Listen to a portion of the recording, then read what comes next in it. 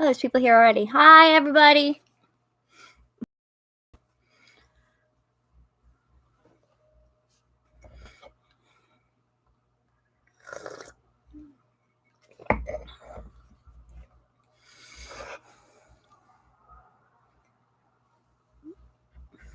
Hi. Hey, everybody.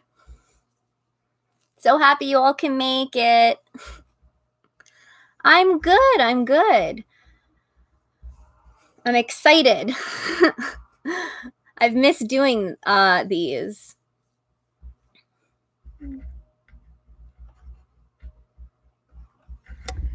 Oh yeah, we love doing the live chats here. It's they're so much fun. It's nice to be able to just like talk to everybody. Ayla, my love, hi.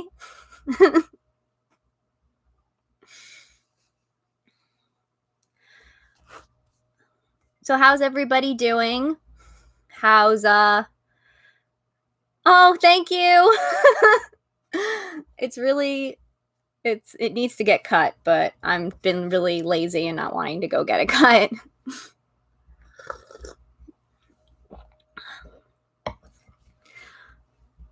So how's everybody's 2020 going? Mine's better now that freaking January's over and done with. Ooh, congrats on the new house. That's exciting.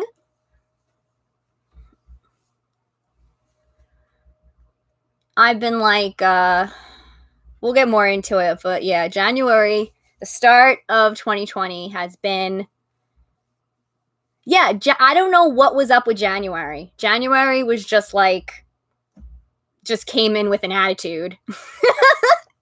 I don't know what its problem was, but because I struggled a lot in January, but like I read a lot of people were having a rough time in January. Yeah, it did suck. Oh, that's wonderful. Yeah.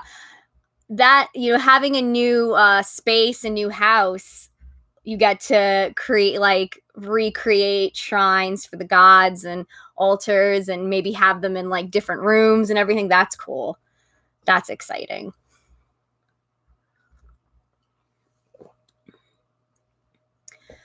Oh, my Valentine's Day was amazing. It was a day I very much needed. It was probably the best day of 2020 so far. It was so good. How about everybody else? Did you all have a really good Valentine's Day? I hope so. Hope it was filled with magic and Aphrodite's love. Mine definitely was. I spent the whole day with her, which is great. Hi, hello everybody who's just joining us.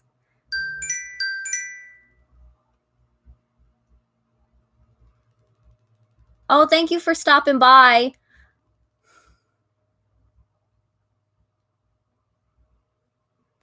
See, Bonnie, that's how you do Valentine's Day. Watched cheesy movies and ate your weight in chocolate. Yes, that's how you do it. Oh, Ayla, how was Birds of Prey? I've been hearing nothing but good things about it, and I still need to see it. Oh, that's great. Journal devotion time's really good. I've been getting back into writing and recording a lot more. Oh, congratulations on giving your first offering to Aphrodite, Allie. That's amazing. Was it good? Did it go well? I'm sure she loved it.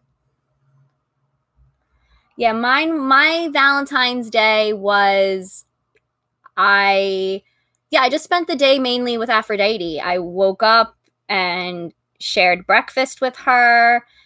I listened to pretty much all day was listening to the Lust for Life album by Lana Del Rey because obviously it's Lana Del Rey.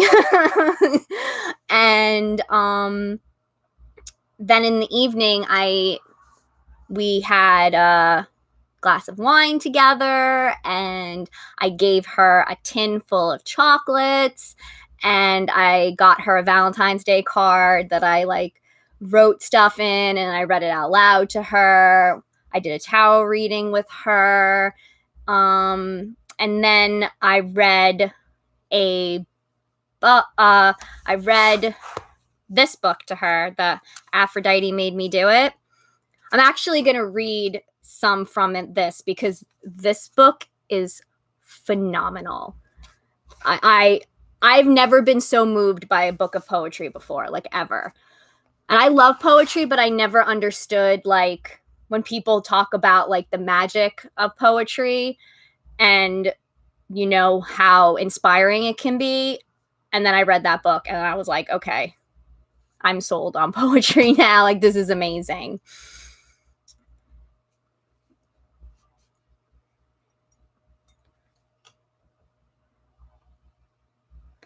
Yeah. I definitely get that. The Harley being like Aphrodite Pandemos. Like, I definitely associate Aphrodite with Harley Quinn completely. But I'm glad the movie was good.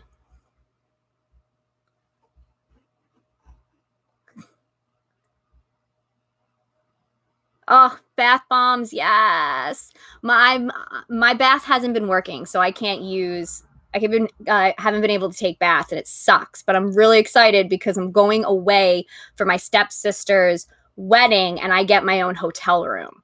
So I am absolutely getting Lush bath bombs and enjoying having my own hotel room.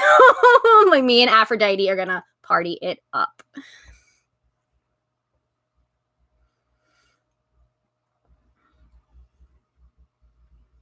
Ooh, you're getting romantic surprises. Cute kitty cat. That's amazing. Yeah, me and Aphrodite, I probably should get into all of that because I've had some changes in my devotion and I kind of wanted to talk about it because I think it's what I went through, I think could help other people either if they're going through it also or to not go through what I went through. But truthfully, sometimes it can't be helped. So, as I said before, January was pretty much awful. It really was. Like, I'm not going to sugarcoat it. It was awful. I was in the worst depression I've been in a very, very, very long time. And I kind of was doing a lot of thinking and like reevaluating everything because it's like I can't do all of this. You know, I can't keep up with all of this, and trying to is just sinking me down lower. And one of the things that kind of came up was my devotion. And I don't know how many of you know because I talk about it more on Tumblr. So if you don't follow me on Tumblr, then you might not have known that I'm an Aphrodite devotee, and I was also devoted to Persephone and Hermes.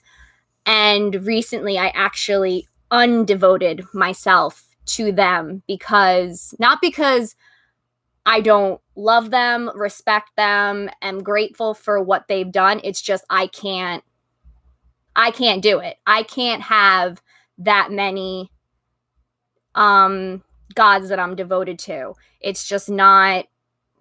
Even when I'm not depressed, I think it's too overwhelming for me. So I made the decision to undevote myself and be strictly an Aphrodite devotee because that's kind of where I feel I belong, is with Aphrodite mainly. And since doing that, it's made a world of difference in everything. I feel like it's almost feeling like you just getting back to who you are as a person and what is meaningful to you. You know, now that I can just focus on Aphrodite, it also feels like I can focus on me because I've always seen honoring Aphrodite as honoring yourself because self-love and self-care and all of that goes in with what she represents. So it's been a big a big weight lifted off my shoulders. And it's been truly extraordinary how different I feel having changed things around to fit what, works for me. And why I really wanted to talk about it is because, when I first devoted myself to Persephone and then Hermes, I think the problem was I had a very narrow-minded view on how we could have relationships with gods, and that it would make sense that my brain would tell me things had to be a certain way because I'm a perfectionist. So my brain is always telling me that if anything's going to be valid or worth it or right, it's got to be a certain way. So in my brain, it was like, if you cared about a god, then you would want to be devoted to them. You would want to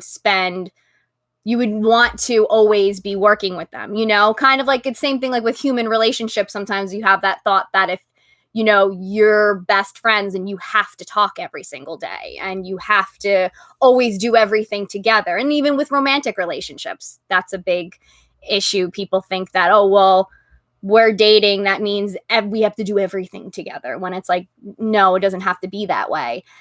And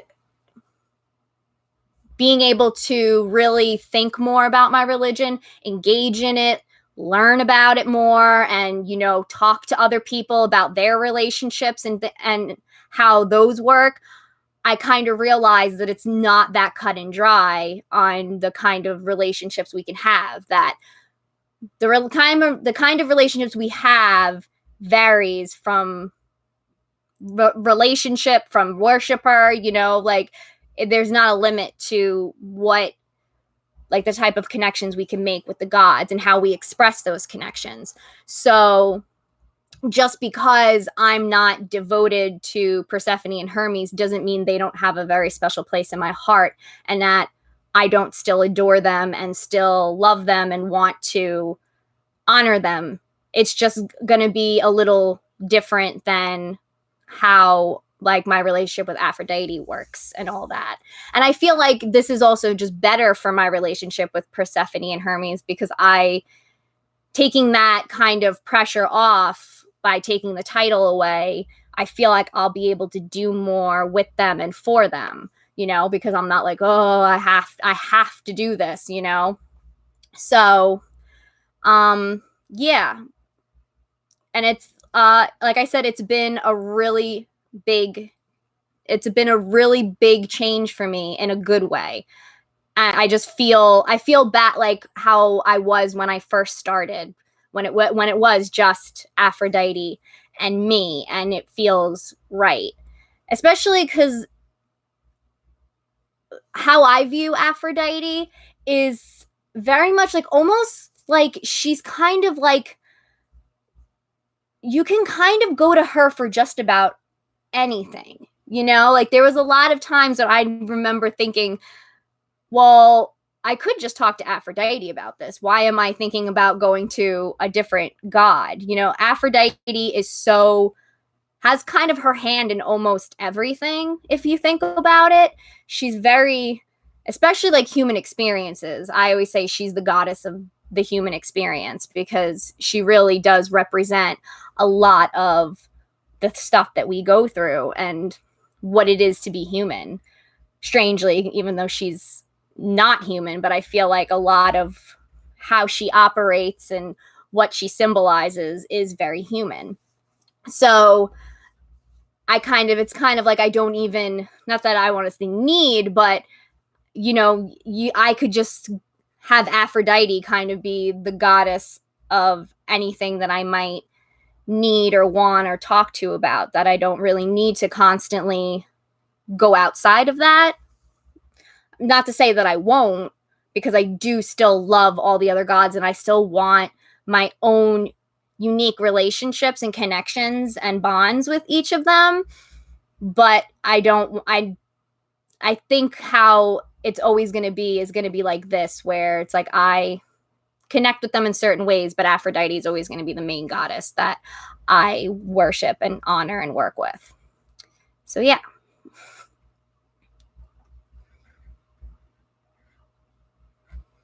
Yeah, exactly. I think sometimes we do get this like view that things have to stay a certain way forever. When, relationships in general don't work that way. Sometimes you have friends, that's the whole thing. Like you have friends that come into your life for a short amount of time, and then you get what you need from them, they get what they need from you, and life happens and you go different ways. And same thing with romantic relationships. And I like to compare the divine relationships to human relationships because I think a lot of it is very similar. It doesn't need to, just because they're gods, it doesn't necessarily have to be something completely out of what we can comprehend as human beings.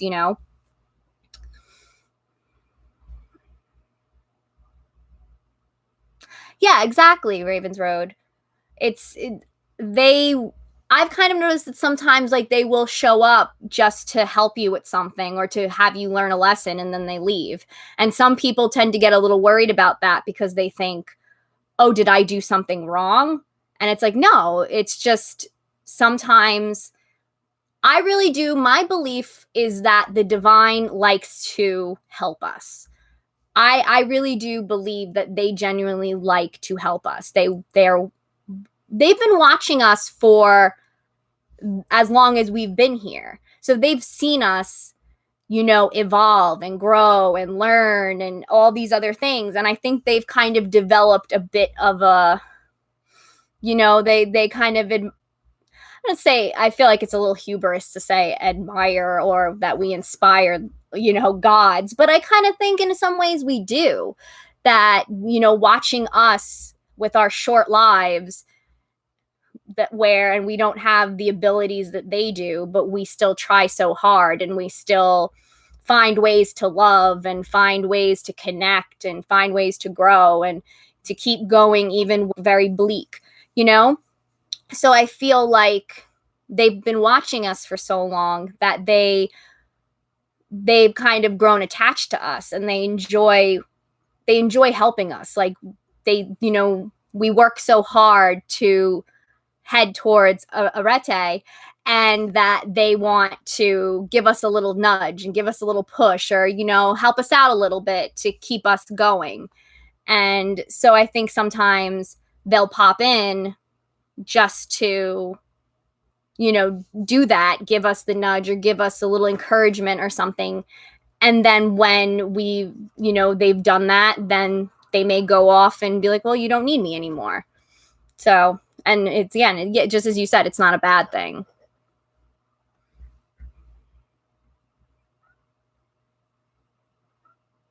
Yeah, that's how Apollo is with me too. Like he comes in and he yells at me and then he's like, work on that, and then leaves. And I'm like, okay, sorry, Apollo, I'll keep trying.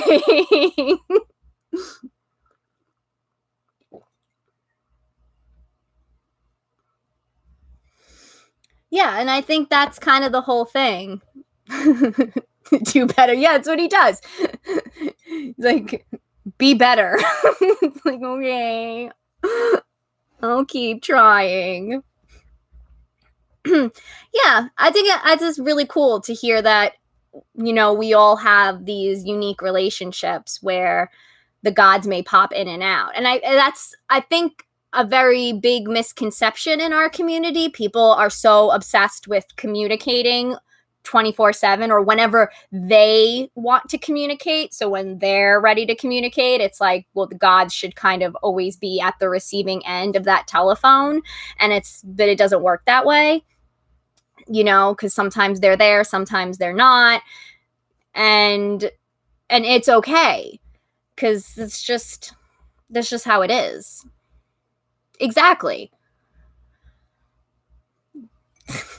I love that Apollo for a lot of us is the same way, that he's just like, he just shows up, tells us that we need to be better and then leaves. Okay, bye. You literally just came in, roasted me, and then you're just gonna leave. Okay, thanks. And now you know why I'm always working with Aphrodite, because she's nice about it.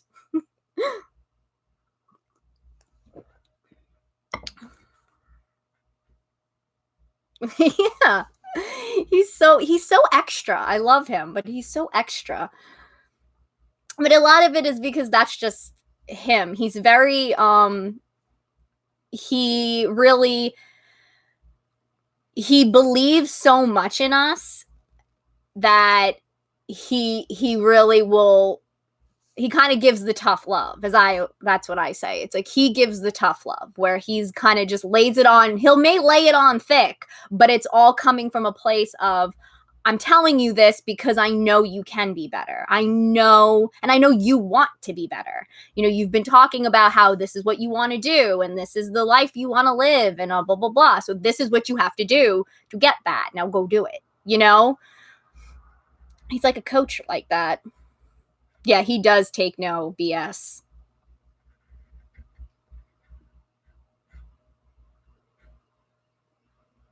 Yeah, I think a lot of the issue becomes from, you know, how ingrained Christianity is in all of us, regardless of how you were raised or not.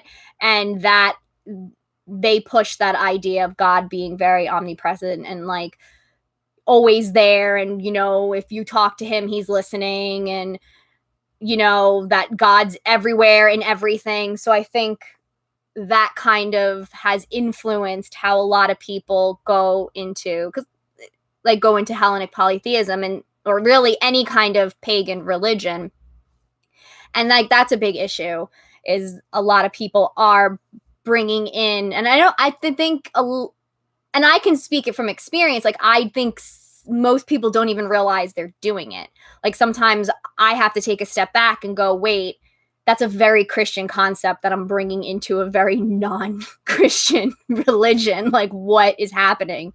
And I think the problem is a lot of people don't even realize that they're doing it because it's just become so just fact. Like, this is how religion is, when that's just how one religion is, you know? But because it's so ingrained in everything, regardless of how you were raised, even if you were raised in another religion, most of the times you're going to know how Christianity works because it's just everywhere.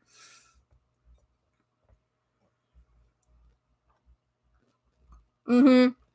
There really needs like a giant list, yeah, of these are Christian concepts. Please do not apply these to your other religion.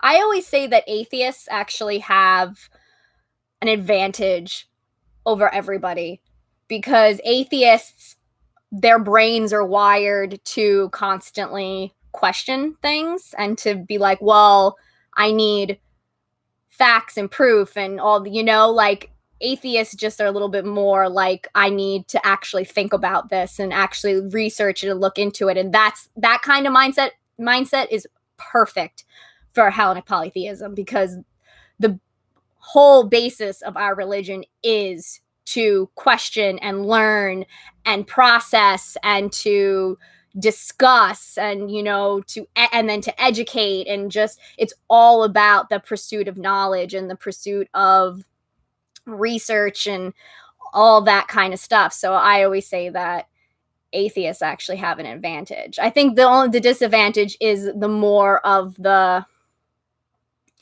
it's a little bit hard to believe in certain concepts when there's no proof. Like just the idea, well, you have to have faith. And for an atheist, that's like, what does that even mean? Like, what?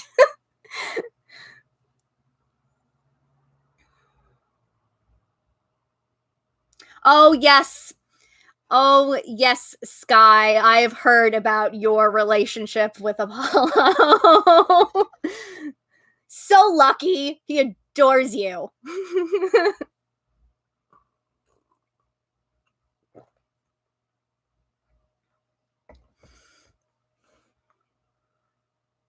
Yeah, it's true.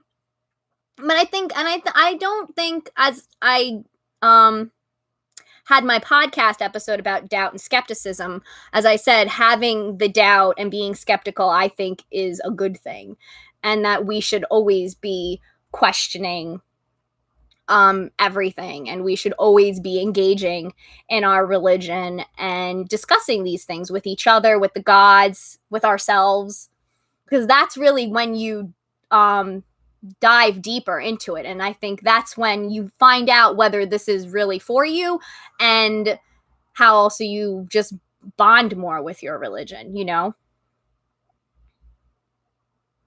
Yes, Daddy Plato. I like that, Daddy Plato. He would be disappointed. That's another thing. Like, what about the philosophers were doing that the whole time? They were thinking about religion and the gods and all of that. So that's just what we're doing. We're honoring the philosophers, and we're the philosophers now, you know? That's why I love reading their work, because I kind of feel it feels more. I feel like a lot of people, when thinking about anything ancient, they're put this sense of like it being very, very, very sacred, and kind of forgetting that all these people were just like us. They're human beings, you know, like, and that they didn't have all of the answers either, and they were sitting there doing the same things that we're doing today.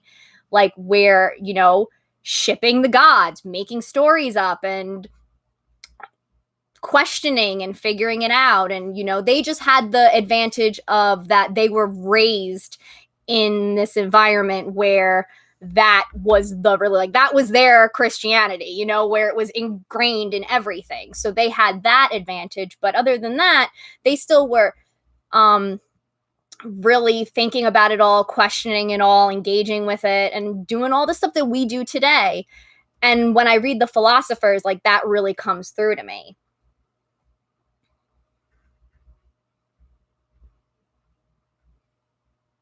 I love that. Can I just say that I keep getting ex-atheists who are like, Apollo is a thing and I want to be with him, so how do I religion? I've yeeted my atheism. Help. I love that whole paragraph.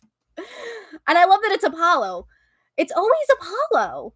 See, this is I have to get back into researching, because this is was my whole thesis of my Apollo podcast episode that I still haven't done, and he's still mad at me that I haven't done it yet. But was, what is up with Apollo? Why does everybody love Apollo?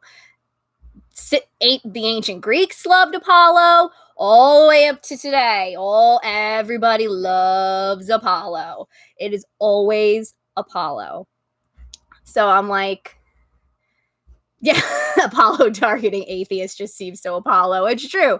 That's true. He'd be like, I could see him making like bets with like Hermes. Watch, I could totally, let's see how many atheists I can convert with my abs.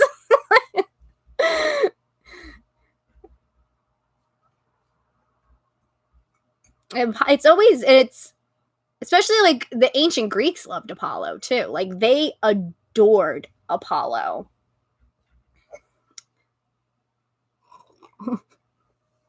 But I'm hot. Yeah, it's Apollo, man. So now we figured out how to convert atheists. We just throw Apollo at them. We just show Apollo, we have this. They're like, oh, I want to go to there. Humans like shiny and pretty. That's the truth. I do think that that's one of the reasons, like, Hellenic polytheism has become a little bit more on the popular side compared to a lot of the other polytheist religions, is because, well, it's popular, but everybody's so pretty. Because the Greeks, that was a big thing. It was, you know, everyone's got to be beautiful.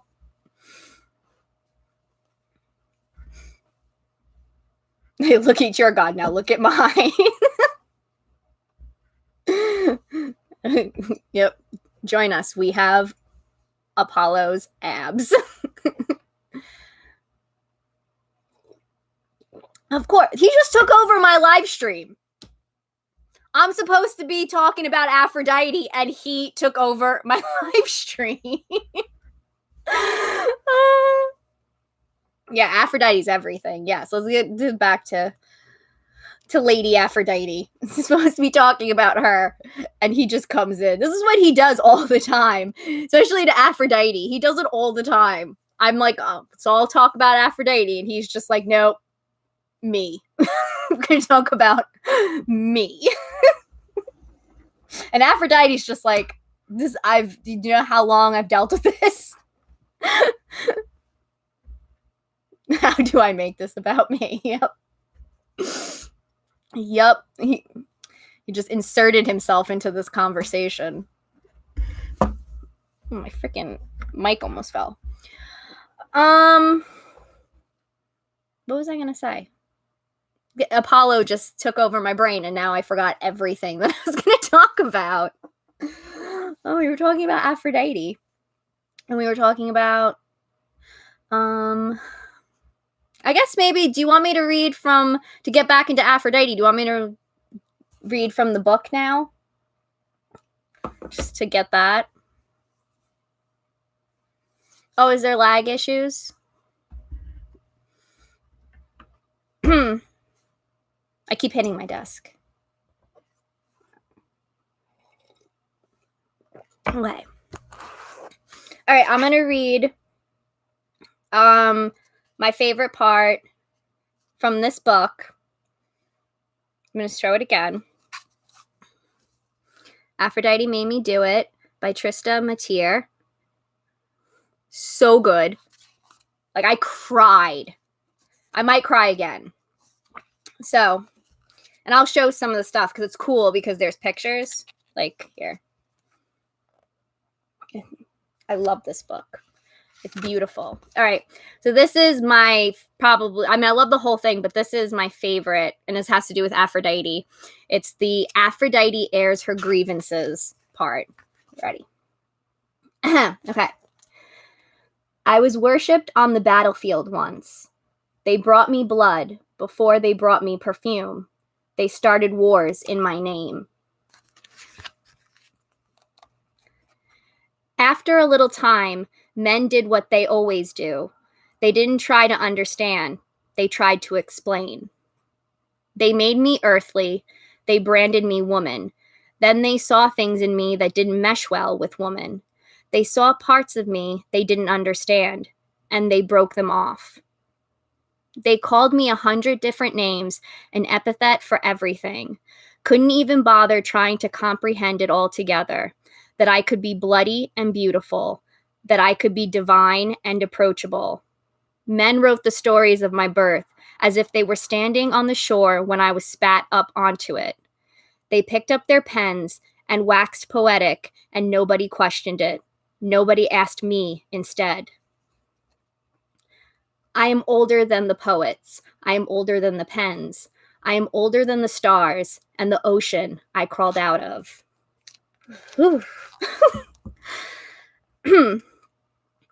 They called me Gravedigger, shining queen of the underworld, Aphrodite the unholy. I had glorious names before they called me anything sweet, before they started calling me smile-loving, shapely Aphrodite. They took my name and dragged it through the mud kindly. They catcalled me until people couldn't separate my name from sex. They made me a goddess of love and then vilified me for loving freely, for kissing and fucking and strolling boldly down the streets of Cyprus. They married me off in the stories so they could call me adulteress. But I brought the god of war to his knees. I belong to no one. They never wrote that part down.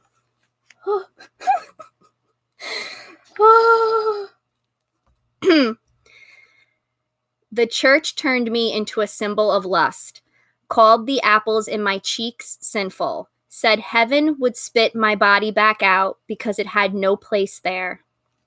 I never needed anyone else to make a place for me. I have run naked through Eden. I have chased the universe to its end. They whittled me down one piece at a time. They took my anger. They took my voice. They took my story. They colored me pink and wrapped me in floral. They scrubbed the dirt from under my nails. They wanted you to believe that love is weak, that you cannot curse and kiss with the same mouth. They wanted you to believe that the root of love is romance, soft and wide-eyed.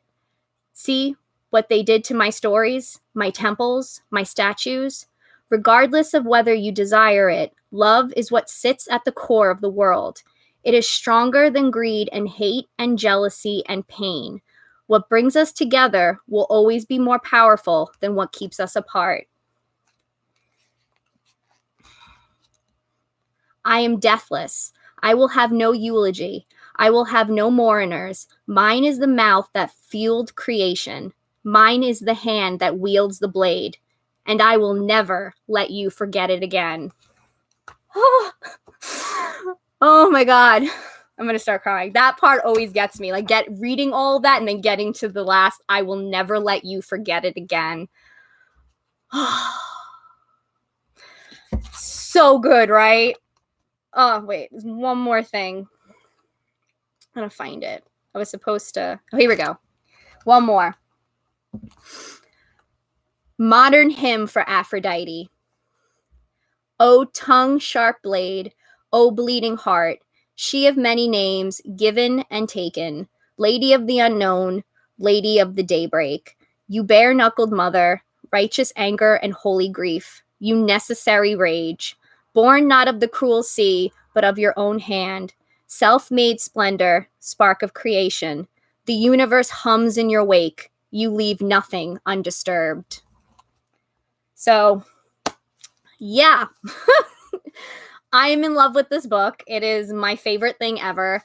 Highly recommend it. It deals a lot with self-care and self-love, trauma and abuse. It does have she does mention rape in it, so just so you know of that. But yeah, it's all about kind of like reclaiming your power. Oh, don't she also talks about the LGBT plus community and dealing with that, especially considering like her mother is not supportive. And yeah, so it deals with a lot of stuff, but like everything that really represents Aphrodite. And it's just written so beautifully.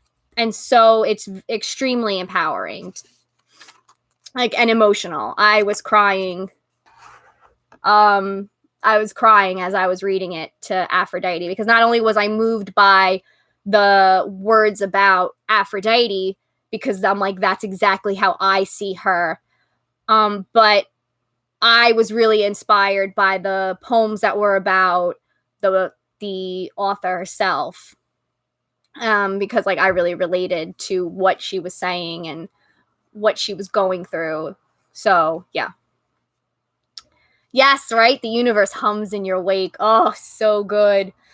So she went on. She has a whole thing, too, which talks about Aphrodite mourning Adonis. Oh, so good.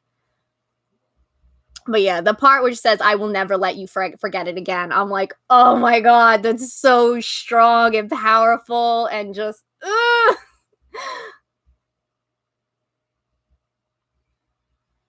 Oh my God, you had Aphrodite statue just looking at you. Yeah. Thirsty for a book. I know. I was really surprised how much I love this. Oh yeah, I want to show you pictures because it's cool because it's got images. Like each chapter, like part of it has like a tarot card looking. Yes, Aphrodite can absolutely help with trauma. She's helped me with I've mentioned it before, I was in an abusive relationship, and actually that's when Aphrodite came to me, was when I got out of it. She helped me heal and everything.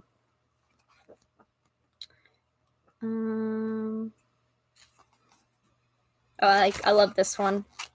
The future is inclusive.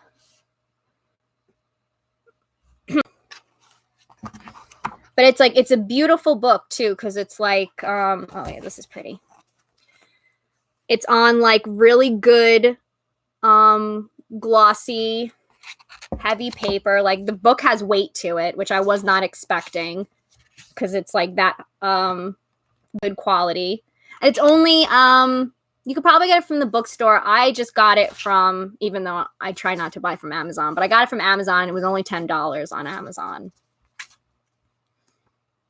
But it's this is something I'm probably like I could see myself carrying around with me just so I can flip through it and get like re-inspired and everything. And what I'll probably, this might actually be like a modern like hymn book to me, you know, like usually traditionally to honor the gods, you would read a hymn to them. I will probably read poems from this for Aphrodite to honor her.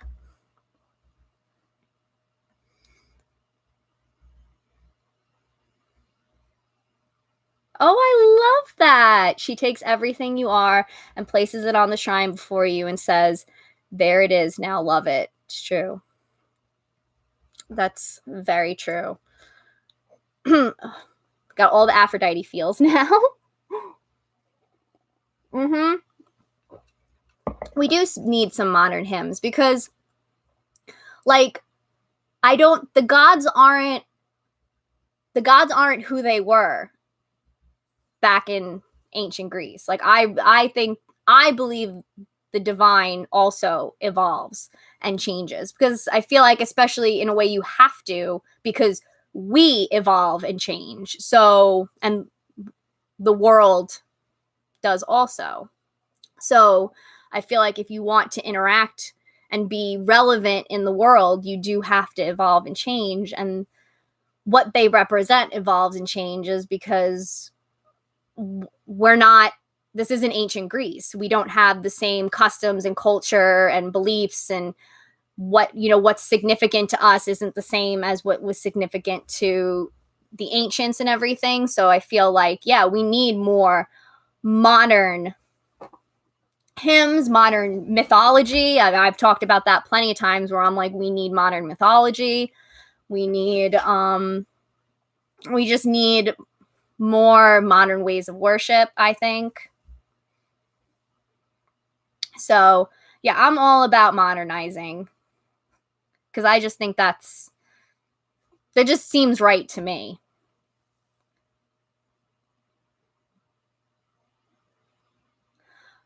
Brienne, I didn't have a good outlook on love either. And actually, I'm working with her right now on my issues with relationships because I realized I have a lot of issues I didn't know that I had. And I realized that I actually, I have a lot of shadowy stuff around relationships that started in my childhood. So you don't need to have this, you don't need to be like, a romantic to worship Aphrodite, because Aphrodite she's more than just love in general. And she's also all kinds of love. So not just romantic love, but she represents all the different loves that exist in the world. So you don't need to necessarily be all about one part of her. You know what I mean? So, yeah, definitely approach her because she's amazing. I mean, I might be a little biased because I'm absolutely in love with her, but she's helped me so much. I can't even really explain how much Aphrodite has helped me, but like I'm where I am now, able to do stuff like this because of her.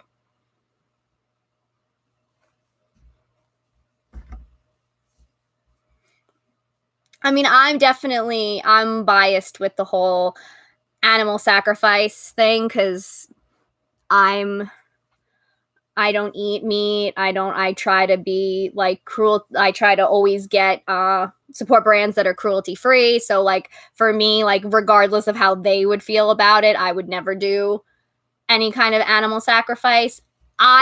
It's my personal belief that specifically Aphrodite is actually not a fan of animal sacrifice, but I don't push that belief because there's no proof of that. So I don't push that onto other people who want to give her, want to share meat with her or something. But it's my personal belief, like the Aphrodite that I know would not want, especially considering we don't have to.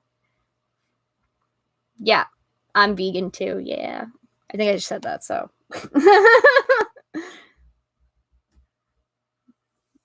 But yeah, I do think they grow and they change and they adapt to the world and their worshipers, Oh,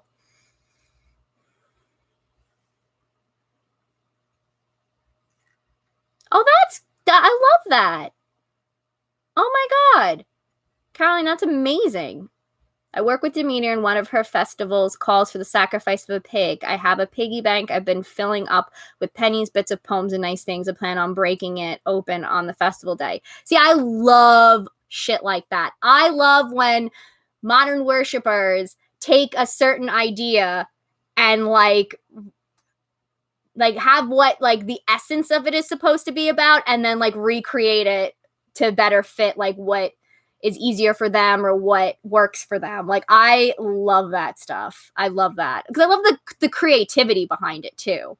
Because I love being creative with both my religion and my witchcraft. I love being creative. So stuff like that, I think that's so cool.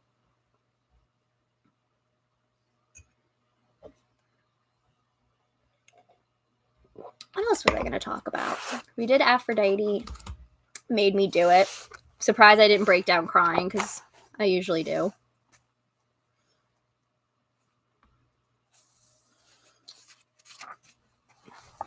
Oh, one of the things I didn't want to bring up because I thought it was fantastic and I want to spread it around more.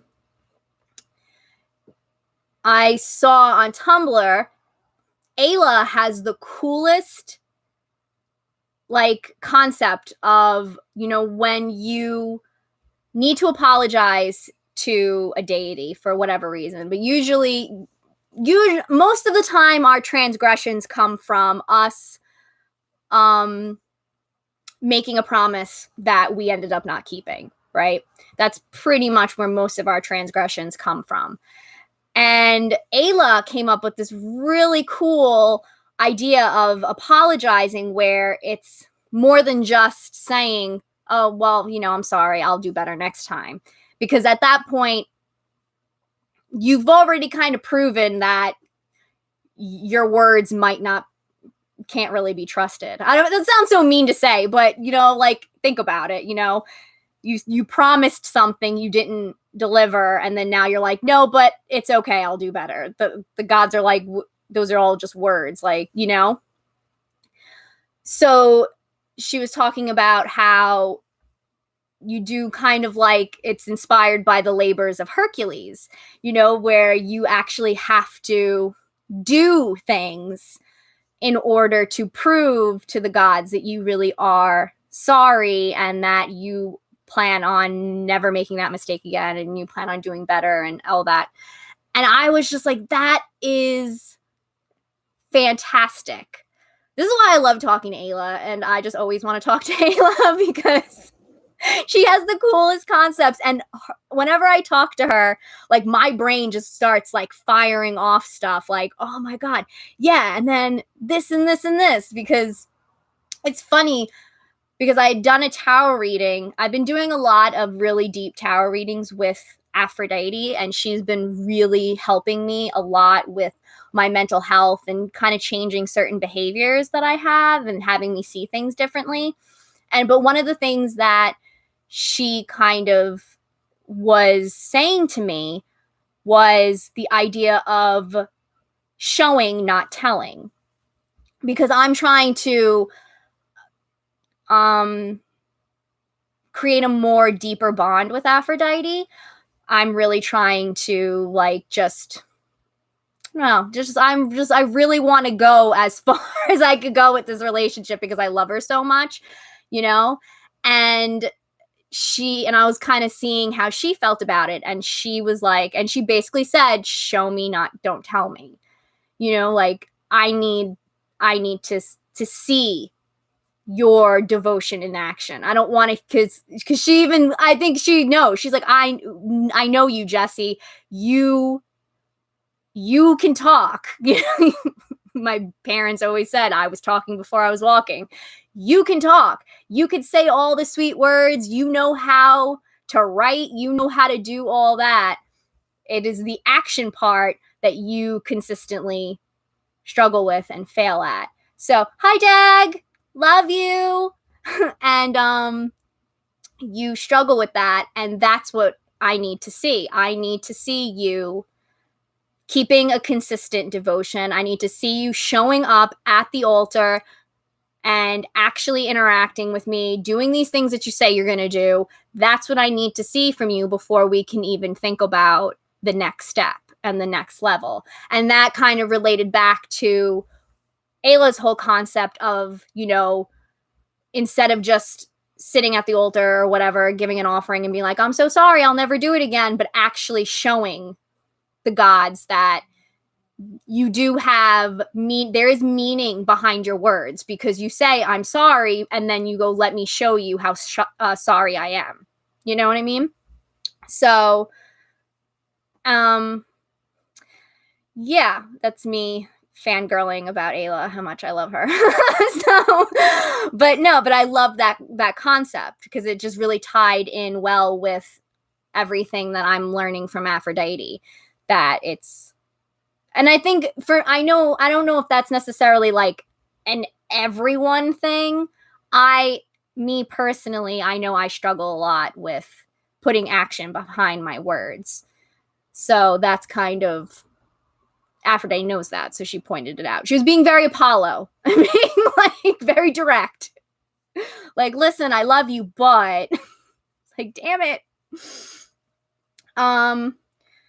Another thing that I actually really wanted to talk about that came up in my tarot readings with Aphrodite is the idea of, I'm trying to how to word it. The idea of how how our mindset is, and how that can greatly affect how we interact with the gods, how we interpret the messages that they give us, and just our whole interaction with our religion. Because what happened was, one of the days I was having like a really bad mental health day. Like, my brain was just in a negative space. You have those where you're just like, you don't know why. It's just your brain is just like spewing just negativity out, and you have a heart and you just can't control it. So I was in one of those moods, and I decided to do a reading with Aphrodite, and I had pulled the Seven of Swords. And it's funny because, most people talk about how much they are afraid of the Tower, how much they're afraid of the Death card. They don't like the Devil. And I actually don't mind those cards. I don't, even the Tower, because to me, while they kind of symbolize that some things may end up falling apart, things may be a struggle, things may be destroyed, there's also that light at the end of the tunnel that you're essentially clearing away stuff in order for new, good, and better things to happen, For me, the cards that I don't like are the Five of Pentacles and the Seven of Swords. I do not like the Seven of Swords. Because the Seven of Swords, for those of you who don't know tarot, the Seven of Swords basically, one of the ways to interpret it is it kind of has a lot to do with deception, distrust, betrayal, being sneaky, and, having secrets and all that. Like, it's kind of like, for me, it's a lot of things that kind of gives me anxiety, like the idea of like other people hiding stuff from me or doing stuff behind my back. And then even the idea of like, oh, am I a shitty person? Is this saying that I'm a shitty person? Which is how I interpreted that card when I first drew it, especially because I was in a negative mindset. My brain went, Aphrodite thinks I'm a big, fat fucking liar. Like, that is literally what my brain said to me. It was like, Aphrodite thinks you are a big, fat fucking liar. She hates you, and she doesn't want you to be worshiping her anymore. Like, she doesn't know why you're doing all this. You're just lying to yourself that you think that, like, this is my brain. My brain went into the most negative space that it could. And I had to, and it's actually funny though, because before I pulled that, I was doing oracles, the Greek alphabet oracle readings, and I kept getting basically like, wait, like, don't move forward, pause, take a pause. Like, I kept pulling those kinds of oracles, and looking back on it now, I'm thinking it was Aphrodite being like, you are not in the right mindset to be getting any messages, because you're going to take everything negative. So just stop. But I wouldn't stop. So eventually then she was like, fine, I'll give you the message, but you're going to end up being mad about it, which I was. I ended up being mad about it. But then something in me was just kind of like, because I've been trying to be a lot more mindful of what's going on in my brain, and the things I'm saying to things I'm saying to myself, and like where it's all coming from. So I actually took a step back and I said, you're in a real negative mood. So you're likely going to only view these things in a negative light. Why don't you instead, you take a breath and look at this card with the idea that Aphrodite loves you. She cares about you. And that any message she's going to give to you is going to be from a place of love and from the place of wanting you to get better, be better, do better. Okay, now look at the card. And when I looked at the card again, it was like everything changed.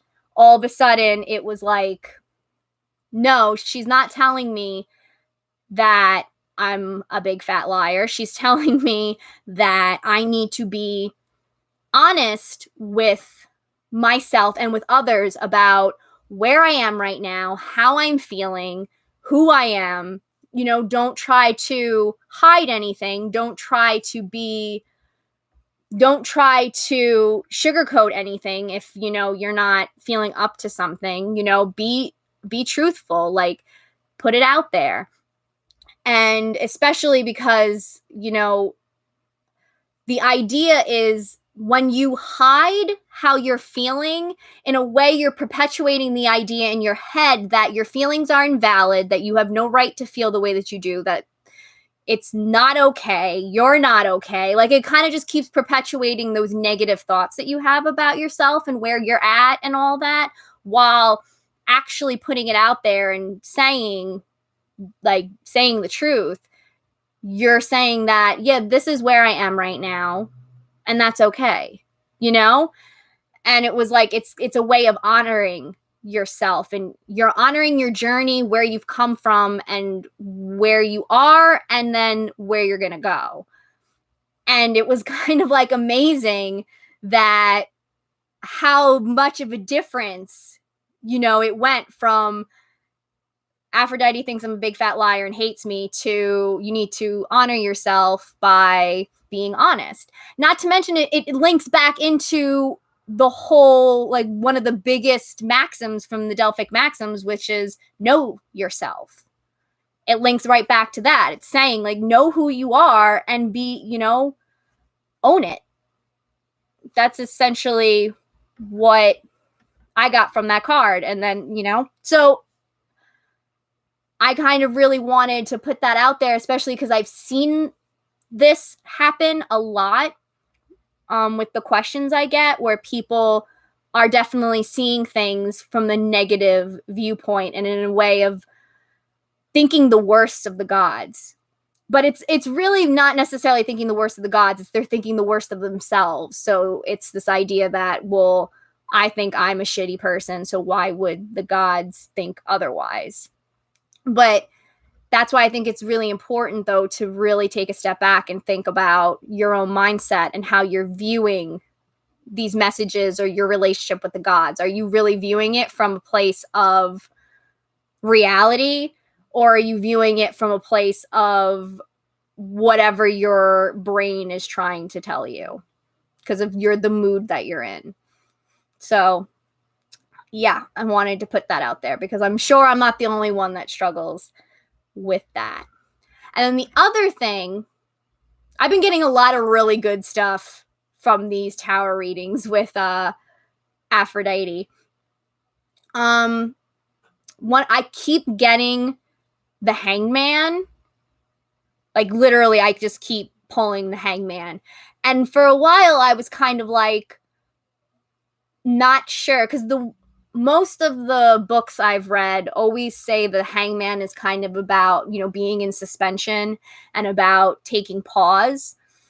But one of the books that I read actually talked about the idea of surrendering. And I was like, oh my God, that's what this card is. This card is Aphrodite telling me that I need to surrender to her and give up, this constant need for control that I have, and just trust that she's got my back and that she'll be there for me and she'll help me when I need her, because that's something that's really hard for me. I have that issue with just all of my relationships. It's not just a divine one. It's all of my relationships. I have a lot of, I like to be in control. I like to know what's going on. The joke was, when I was a little kid, if anybody else picked me up from preschool other than my mom and she didn't let me know beforehand, I literally would give her a stern talking to when she got home. I was like, you didn't tell me grandma was coming to get me. Very angry. She's like, my toddler is literally freaking punishing me because I didn't tell her something. But that's how I am. My brain needs to kind of be in control of certain situations, especially because I have trust issues. It's like a whole thing. You guys aren't my therapist. So, but it's like a whole thing. So I brought that over into my relationship with the divine, and that I don't necessarily just kind of surrender to them like I should. And Aphrodite has basically been throwing the Hangman at me to say, let go, and just let me do my magic. It's like, okay, okay. Although that's easier said than done. So yeah, I've been having really good tarot sessions with Aphrodite. It's been really, really good.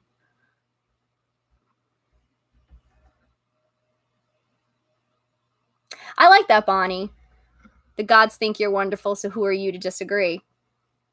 That's true. That's a good way to look at it, to tell your brain, well, it's hubris to go against the gods like that.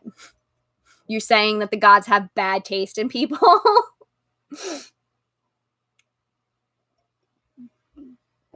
Oh, sure. You can ask me. I was put it out there. You could pretty much ask me whatever it is that you want to ask me. I'm an open book. I kind of live by the my religion of, sharing and teaching, educating wherever I can. So ask me whatever you want. There's a lot of different ways that you can go about doing it. Most people kind of develop their own ways.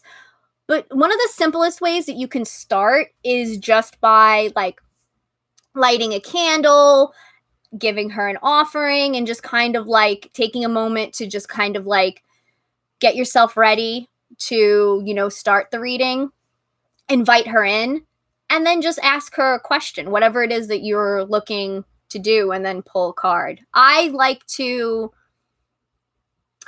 pull, I like the idea of asking a question, pulling a card, and then asking another question and pulling another card, because to me it feels more like a conversation.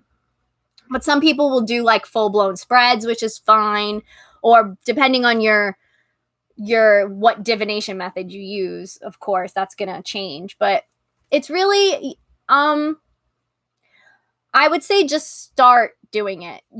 As you go along, you'll start developing your own kind of routine for it. There really is no right or wrong way to do it. It's just kind of whatever works for you and Aphrodite. So you just start. Usually you want to do something like give an offering, or even lighting a candle can be seen as an offering. So having maybe a candle that's just for that and lighting it and just kind of reaching out to her and letting her know that, you'd like her advice on something or whatever, and then just start the reading. That's what I do. I'm kind of slowly trying to develop a more a full-blown kind of routine that I would do, especially now that I have it where, she's the main one I work with. So it feels like now I can actually start really developing these more elaborate routines with her. Figured everybody loves book recommendations, right? I actually was smart and have all my books right here. Let me move my tea so I don't break anything. But this book, actually, I don't know if I would recommend it like in general tarot, but for what it is, it's good. This one, I've been reading this, Tarot for Self-Care. I really like this book.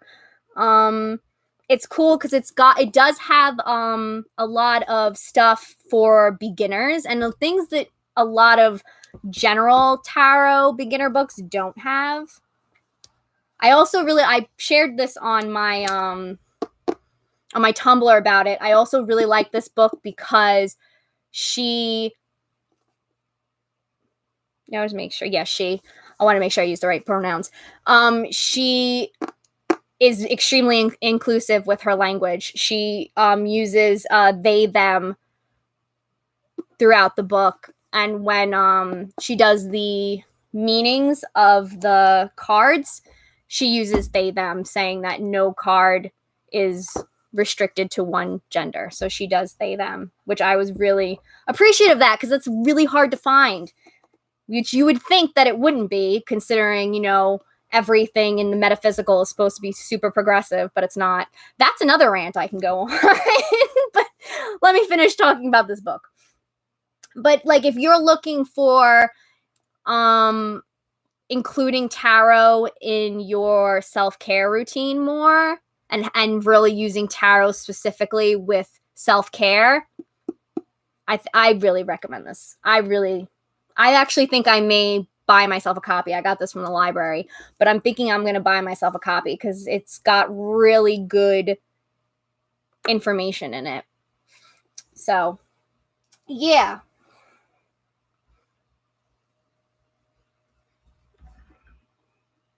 Oh, you're welcome. Always happy to give advice. So yeah, ranting about... I know it is. It's so freaking rare. Oh, yes. I went on like a whole rant on Tumblr about how I'm getting so sick and tired of specifically the witchcraft community equating witchcraft to basically like straight white cis women. That's it. And it's just like it's not even necessarily fully straight, because a lot of, lesbians can be TERFs. So it's a whole... it's annoying, and it's getting really annoying to me that it's constantly shoved down our throats like that. And it's... yeah, cis culture is really... it's extremely toxic, and I just don't like it. And I saw something where people were talking about... someone made a comment on Twitter about the idea about like masculine and feminine energies, and how it's like, I don't understand why people don't get that, gender is a thing and that it matters. Like, it basically the idea of equating masculine and feminine energies to gender identity, which is like, that's not how that works at all, and I don't understand how people don't get that. That's not, I mean, I'm on the fence about, I really don't like the idea of the language of that anyway, like masculine and feminine energies, like gendering them. But it's not, the thing is like, that's not what it's supposed to be. It's supposed to be the idea of certain kinds of energies, and they're just explaining it with those terms because it's kind of outdated. But the point is that it's not the idea that if you identify as male, then you have all the masculine energy, and if you identify as female, then you have the feminine energy. Because also, like, where does that leave non-binary people? I mean, for me, that would just mean that I have all the energy because I'm bigender. So I'm like, all right, then I get all the energy. Sorry, guys. But it's so, I get really annoyed with all of that because it just makes no sense to me. I know. Imagine still believing in the gender binary in 2020. I know.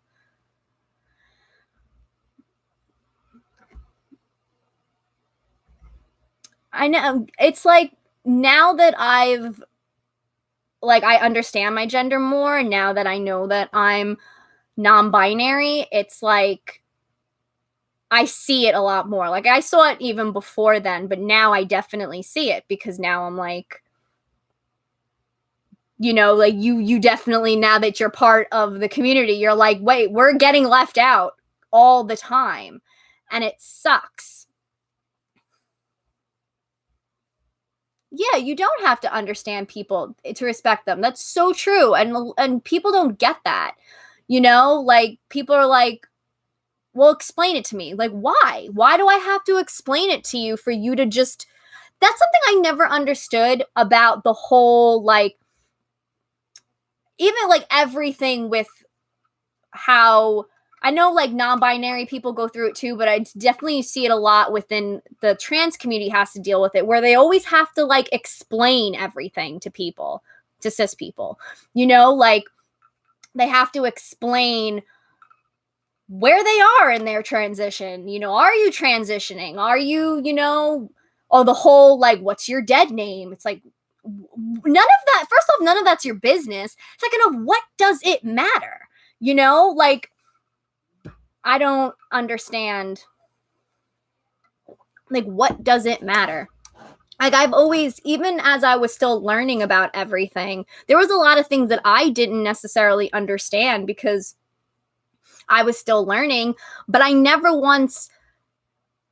felt like I had to question anybody. Like, when someone gave me their pronouns, it was like, okay. And then that was the end of the discussion. You know what I mean? Like, I didn't need their whole life story to prove why they deserved, the respect of being called by their pronouns.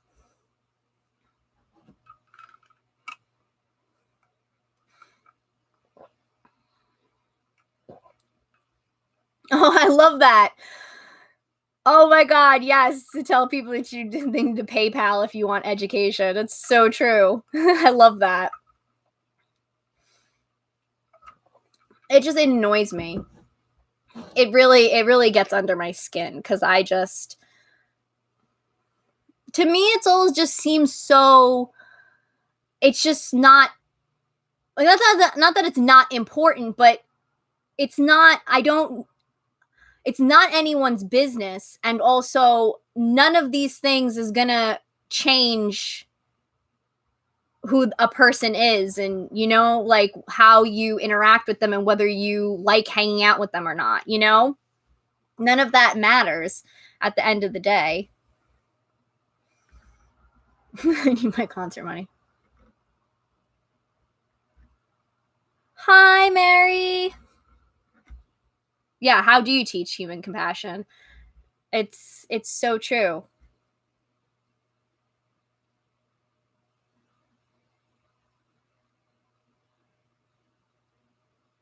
Most well, some may not get upset, or maybe didn't like they didn't want to show that they got, sometimes with the trans community, they just are so used to being offended that, having people say things that are offensive, that it's kind of like they don't want to get into anything, so they'll just be like, okay, and pretend like it didn't bother them. But most of the time, while, I know people most of the time mean well when they say that, but what you're basically kind of saying is that they aren't the gender that they are, like that there's some kind of like, yeah, exactly. It's a good way to say it, Bonnie. The trans does not have an appearance.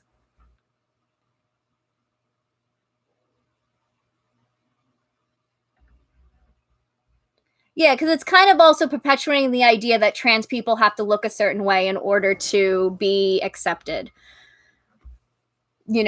Like that's the goal, is to blend in, with everybody, and to not but it's a good thing that you're asking, and that you asked respectfully, and want to make sure that you're not offending anybody. That's always good to educate yourselves on these things, because like I admit that back in the day, like I would have been like, that's how I would react to things, would say stuff like that, because you think it's a compliment, but it's, there's so much more to it when you actually begin to understand, the trans experience and what it is that they actually go through and all that. Yeah, I definitely think toxic masculinity definitely has a lot to do with it.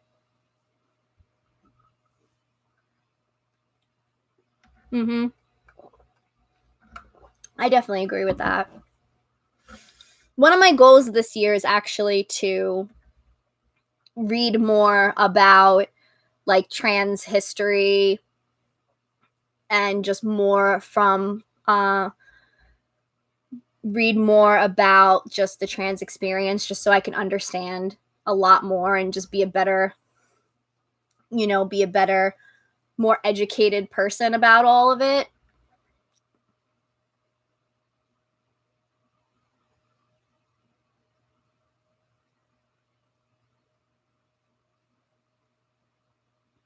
Yeah, I think it's just kind of like, you can compliment the way, like, but that's like when you say like you don't look like a man at all, then you're saying that you're saying that they are or were a man.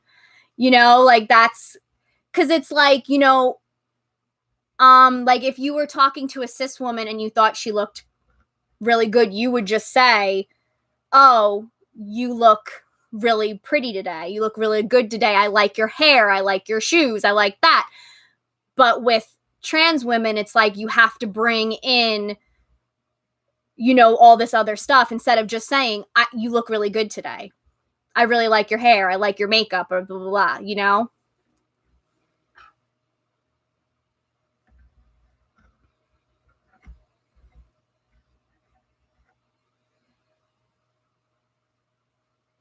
Yeah, it definitely.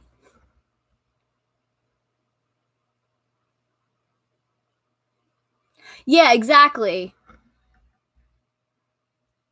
It's definitely like, like I think a perfect example is, I don't know if any of you had um saw it or I'm kind of a little bit part of like the makeup community. I like all the drama that goes on, and I like makeup, but I also like the drama. But Nikki Tutorials recently came out as trans, and it was like a whole thing where so many like people were like, oh my god, we never knew, you know, and like made a whole big deal about it in that kind of way, when it was like, you know, I don't like, it's like nothing really changed, you know, in terms like, because she's a woman, she's always been a woman, and that's, you know, the end of story. Yeah, she's a trans woman, but she's still a woman, you know?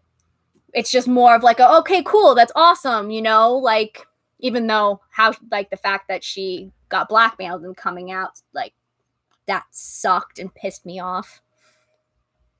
But yeah, there was so much of people being like, oh, I didn't even know, when it was like, that's not a compliment. But I can understand, like I said, I used to think that was a compliment too. But then when you really understand what that kind of compliment is implying and really saying, then you understand, oh no, that's the opposite of a compliment. Oh yeah, exactly. Yeah, that too. There were so many people that were like, oh, I knew because, and they started listing all these features, which was like, this is so awful, because like, why you're saying that, what are you saying? You saying like certain traits are like, you know, by gender or whatever, that because she's tall, that makes no sense. Because I actually didn't realize how tall she was, and then I watched. What did I watch? I watched one of the shows on Netflix that she was a guest judge on, and I was like, oh my god, she's like an Amazon. I love her. Like, she's so tall. I didn't realize. It was like, oh my god, why am I more attracted to her because she's so tall? But yeah. Well, what an interesting discussion we're having.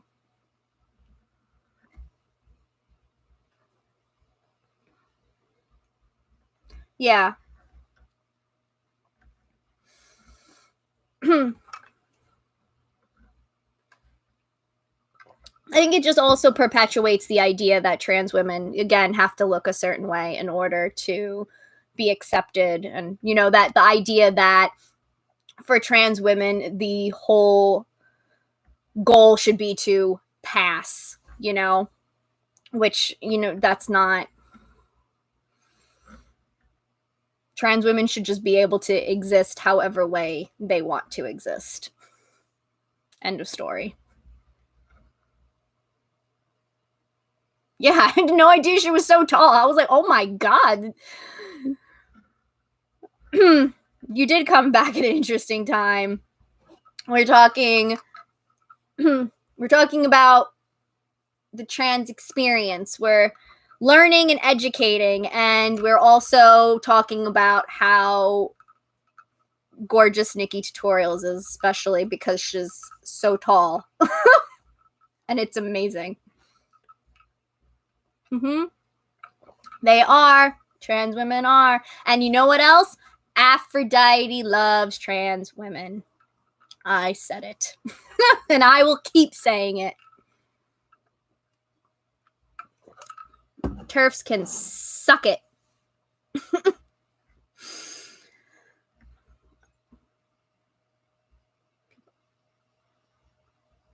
Well, I know one of the big things is people, and I was just talking about it, is people think that the second that, you know, they find out that someone is trans, that gives them complete access to ask any kind of invasive questions that they want, which is ridiculous.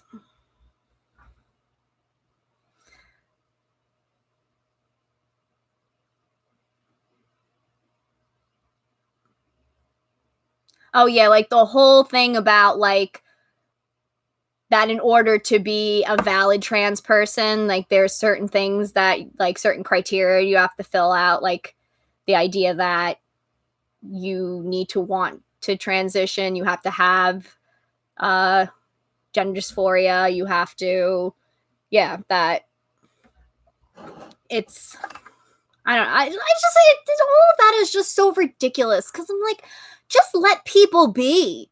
And it's not, and like I was thinking about it all before too, because I was reading posts about it on Tumblr, and it's like, it's also just not fair because, you know, there's money. Not everybody has the means to go through like fully transition and everything. That's a whole thing. There's also like, in order to do all like some of these like surgeries and everything, you need to take time off and you need to have someone there to take care of you. Some people don't have any of that. And also, like, it doesn't even matter whether you have gender dysphoria or not. Some people really are freaking terrified of surgery. Like, I'm terrified of surgery. Like, you don't think maybe that plays into maybe why some people don't want to go through all the full, like all the transition and everything? Like, some people have no problem with it, and you know, will, and or it's like that's what they really want. But it's kind of like, that's just not fair to put that on people, that it's like, you're invalid, or you're, you know, you're just trying to be, what is it, trans trender or something like that it's called, which is bullshit. And it's just not, it's not fair because, yeah, there's so many other things that go into it. I mean, granted, at the end of the day, it should just be about what someone wants to do. No excuses needed. Like, do you want to transition? No. Okay, end of story. Like, that doesn't, you know, that's fine. But there's also other things where people just can't, or like it's not as easy as some make it out to be. Like, just should just be like, oh, okay. Like, you get like you have a list of things you have to go through in order for your transness to be valid in the eyes of who? Of some dipshits on Tumblr? No. No.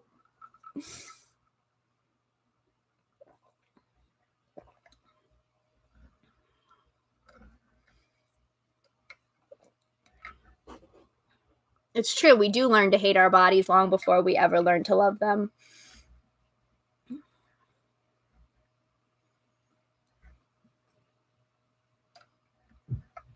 Yeah, TERFs are probably the problem. They're like, oh, I can't. Oh. Yeah, eat it.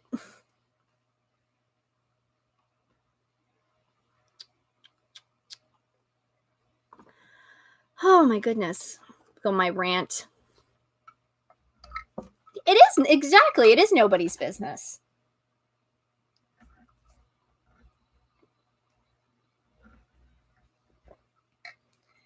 Yeah, like I've actually always wanted to get breast reduction. And then once I wanted that even before I kind of realized my gender identity.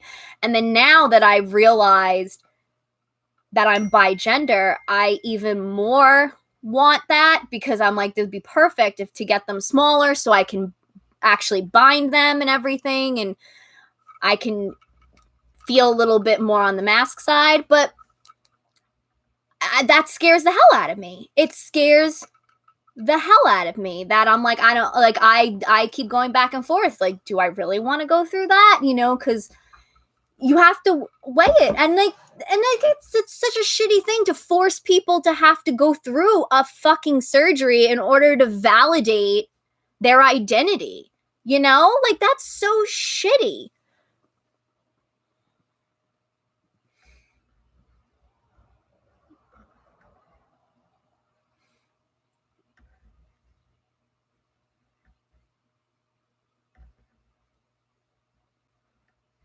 Yeah, exactly. There's so many reasons to where like that prove that Aphrodite would never accept the TERF mentality. Yeah, there's Hermaphroditus. There's also like Dionysus. Like she loves Dionysus, and it's Dionysus is non-binary. And yeah, it's ridiculous. Like why she would ever not. Everything about Aphrodite is love. She is literally the source of it. All love comes from Aphrodite. So why would she at all have any kind of hate?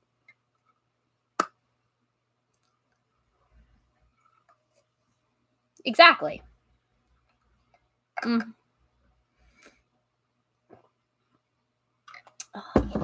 And it bothers me. I've gone on the rant before, but to me it just always bothers me because I hate that TERFs are spreading that kind of rhetoric around, because if people come across that,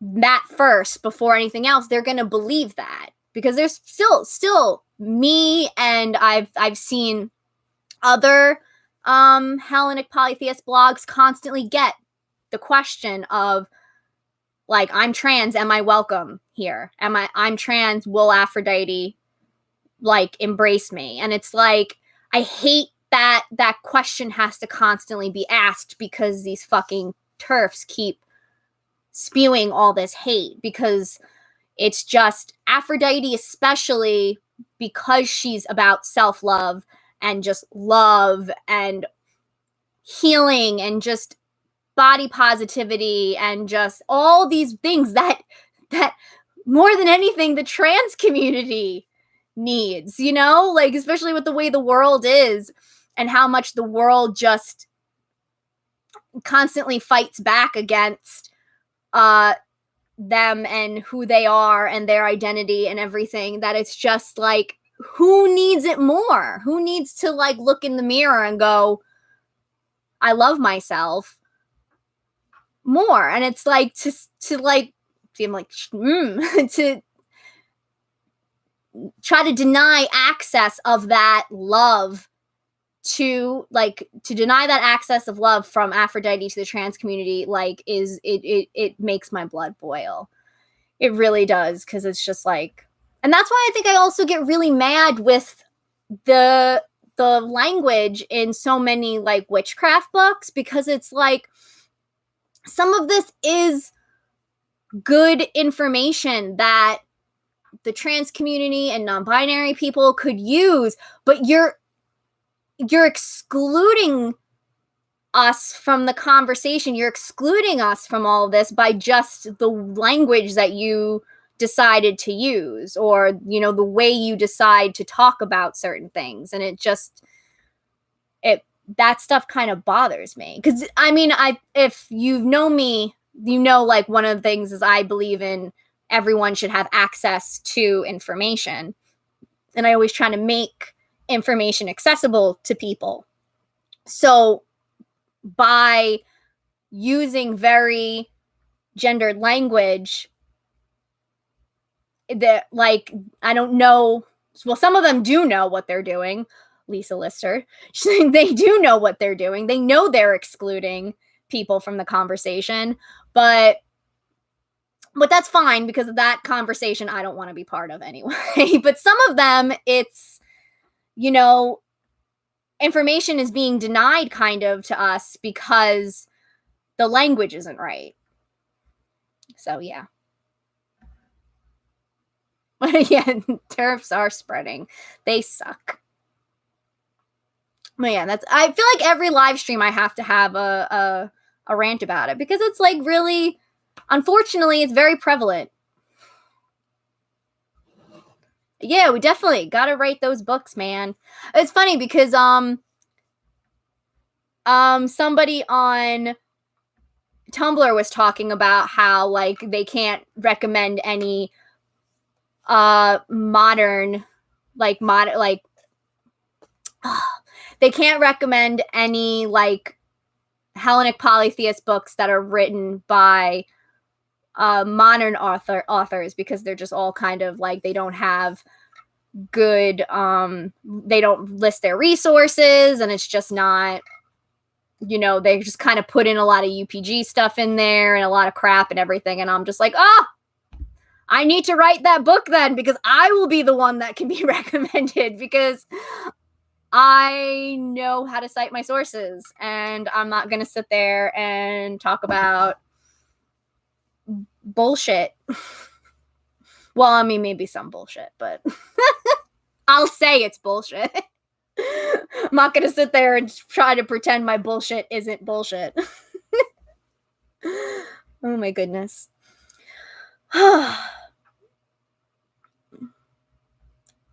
Oh, UPG is basically like, man, I forgot what it stood for. But it's basically the idea of, it's like your own thought of what's happening or who a god is, or yeah, there it is. Unverified persona gnosis. It's like just the idea that it's what you believe to be. Like a perfect example is, we were all talking about Apollo is constantly yelling at us to be better, and is like showing up and being like, be better, and then leaves. And like, that's how we see him, that's how him, but Sky is like, he loves me. I don't know what you guys are talking about. we're best bros. And it's like, well, I know, like, I will talk a lot of crap about Tumblr, but I will also sing Tumblr praises when it is needed. And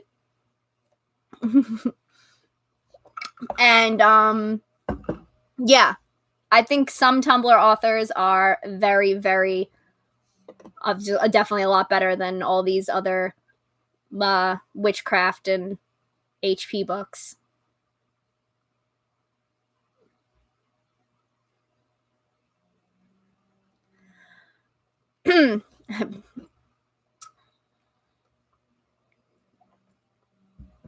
Yeah. Definitely way more reliable. I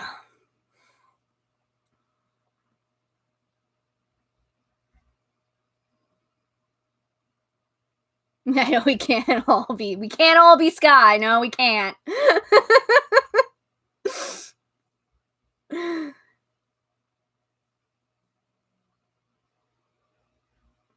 Yeah, that's the gods definitely understand, I think, when you need a break from it. I don't think they are gonna be like, really, especially if it's like you really needed it. You didn't just like, I don't know, fuck off just to fuck off. Most of the time there's a reason why we have to walk away from our worship, because it's, and we like, that's how we also learn, I think. And we learn like what works for us, and how to adapt worship, and how to change it when we need to, and like to like, I feel like I'm babbling, but to rebuild it when we need to.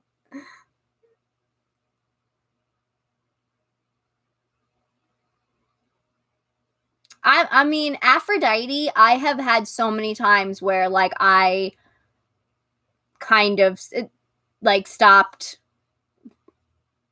I don't want to say like stopped worshiping her, but it wasn't the same, especially during all this craziness where I was doing too much and trying to interact with other gods and everything, and got way overwhelming. And I could feel that she was really just sitting there. Like, she was just sitting there like, it's fine. When you're ready, I'm here. Like, she knew. Like, I think she knew that eventually I was going to realize this isn't right. And then I was going to be like, Aphrodite, you're the only one for me. And she's going to be like, I know. I was just waiting for you to figure that out.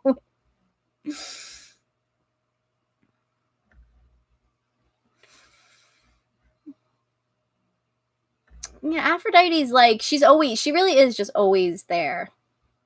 Aw, Juliet, I adore you.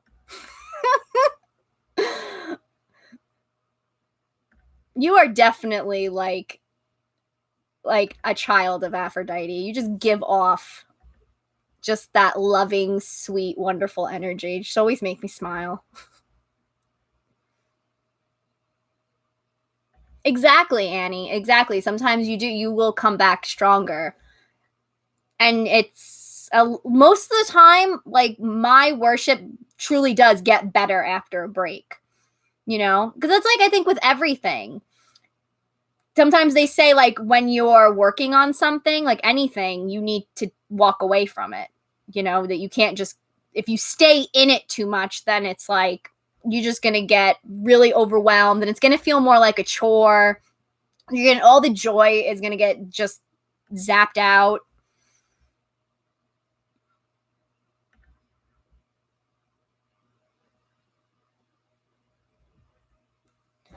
Welcome back, Mary. We missed you.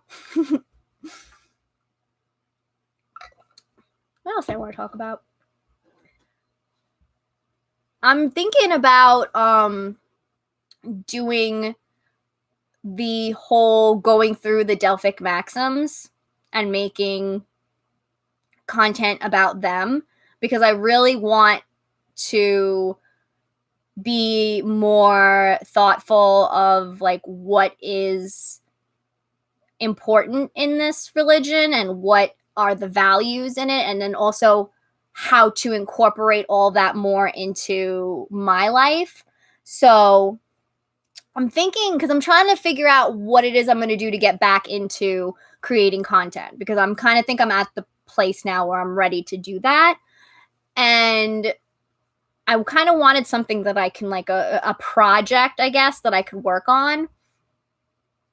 And I've been really wanting to actually do a deep dive into the Delphic maxims, because I think that's going to be a good basis of understanding my religion and how I view it and what's important to me, and kind of like also modernizing it, fitting it into my life, and kind of helping other people do that. So I'm thinking that's what I'm going to work on. Yeah, I definitely want to read more of the philosophers, because I think that's I'm in a place now where I really want, I'm kind of thinking more of it in terms of like, not like the history of how things, like how the gods were worshipped and the mythology and all that, but then giving in more terms, I guess, like theology.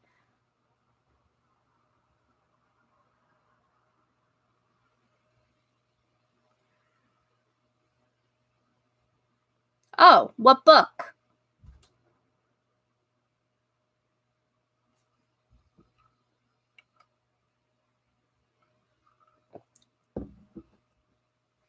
Yeah, I definitely like engaging has helped me so much. Like, really, like thinking about my religion and thinking about how the ancient Greeks saw things, but then also thinking about just kind of how I fit it into the world today and my life. I've been very reflective. That's been doing a lot of contemplating and reflecting on things.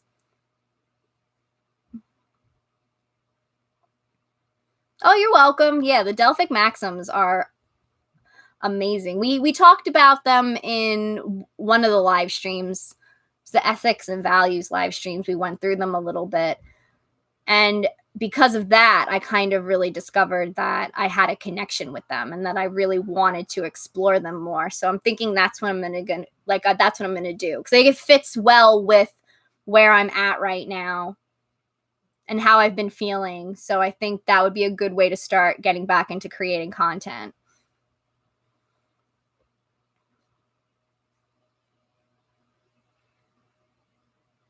Oh, awesome, Annie. I'll have to check that out.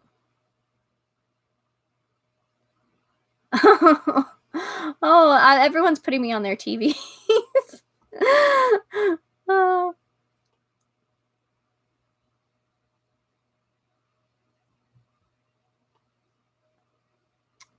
I love like all the ways that everyone celebrated Aphrodite on Valentine's Day. It makes me so happy.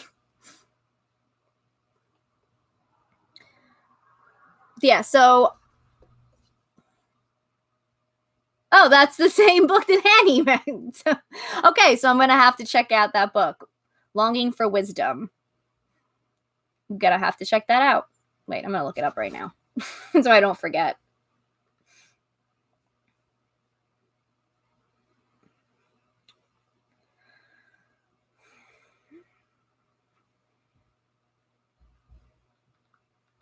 Mm-mm-mm.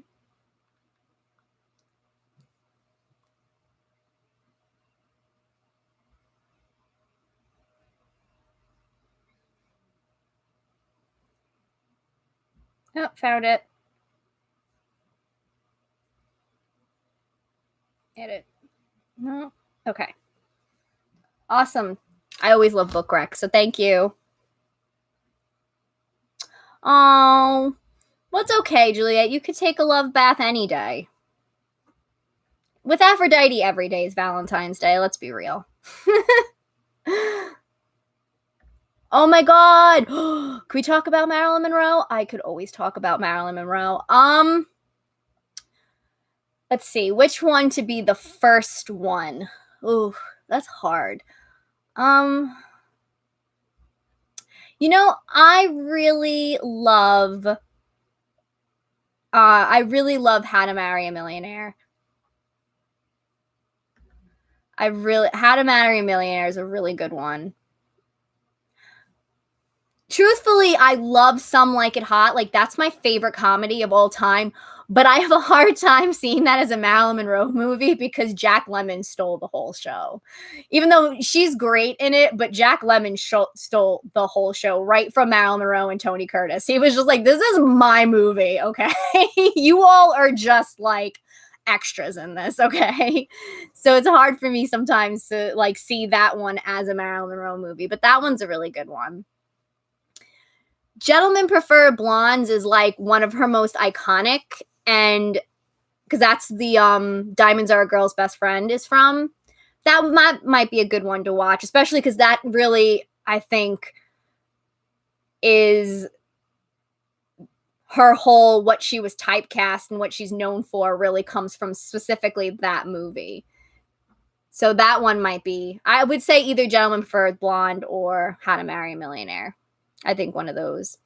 But if any of you want to see how much of a fantastic actress Marilyn Monroe really was, I totally recommend Don't Bother to Knock. That was one of her earlier movies before she was really like typecasted as the voluptuous dumb blonde. And I remember when I saw that movie for the first time, I thought, holy crap, she can act. And it sucks that she never got a chance to actually show her whole range as an actress. That, everyone just knows her for basically like the Gentlemen Prefer Blondes kind of role. So that's a really great representation of her as an actress. And also, oh, you know what? Another good one is Niagara. She's great, Niagara. I love I just love Marilyn Monroe, so I'm just gonna recommend all of them. But I would really either How to Marry a Millionaire or Gentlemen Prefer Blondes. Start with one of those.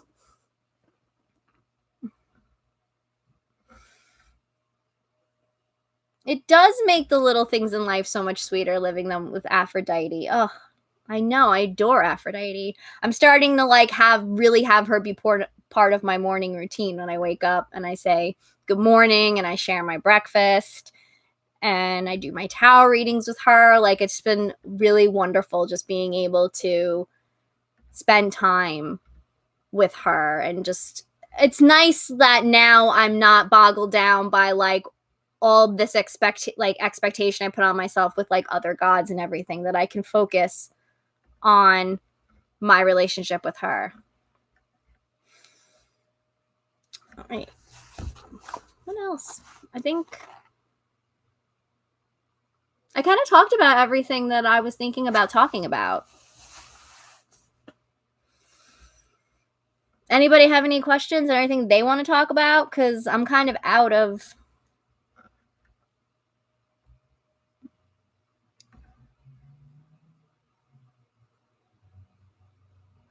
Oh my god, I love Macbeth. It's my favorite Shakespeare play.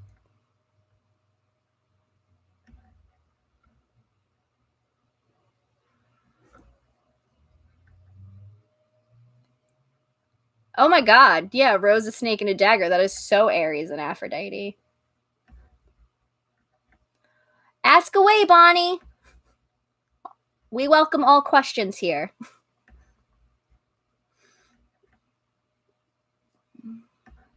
You guys won't be able to see Moo Kitty. She is fast asleep. This is her prime nap time.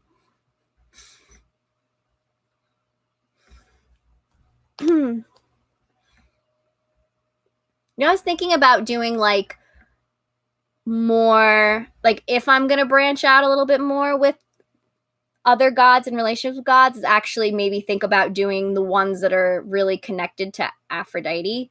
Because it's really funny that if anybody, well, if you've listened to my Aries podcast and if you follow me on Tumblr, you hear me talk about Aries. And isn't it kind of amazing that I like don't actually like really worship him? You would think I would, but I kind of like want to like hang out with him a little bit more. And I was actually really thinking about reaching out to Hephaestus to help me more with like my creativity, because I know Apollo, everyone, you know, pushes Apollo for creativity, but I feel like Hephaestus really is about creativity, and not only that, but like the actual follow through of it, you know, because he actually goes and does it and gets his hands dirty and focuses on it and sees it to completion, you know, like he's really dedicated to it. So I kind of feel like talking to him about more about wanting to, because I really want to paint. I I've wanted to paint for so long, and I just keep telling myself, no, you're going to be terrible, don't do it. But I really want to paint. So I'm like thinking about hanging out with him and doing that. Anyway.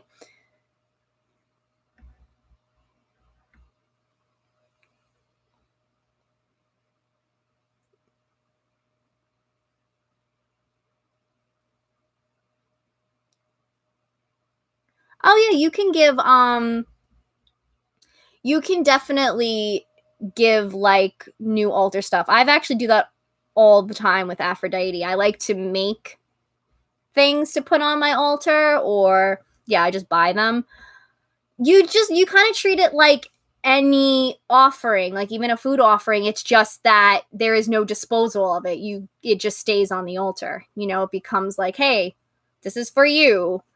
You know, like it's the same kind of concept as any offering would be. It's just that all those kinds of offerings then stay on the altar as being now part of the altar.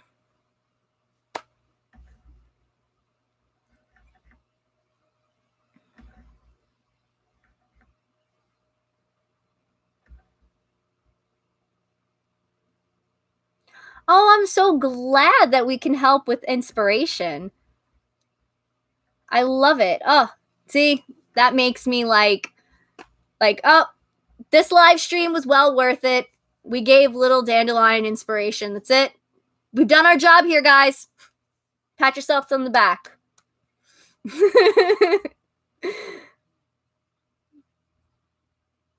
I always think that they put, I think I've said that before, that the gods will put all the like the stuff that we make for them like up on the fridge. I'm glad you think so, Equinox Moon. Yeah, go home. We're done. It's done. We did what we needed to do. Mission complete. But I'm glad. Like I'm glad that this can offer some kind of inspiration, because that's really what the point of these live streams to me are, is just a way for all of us to kind of get together and just talk about everything that we want to, and be able to bounce ideas off of each other and inspire one another.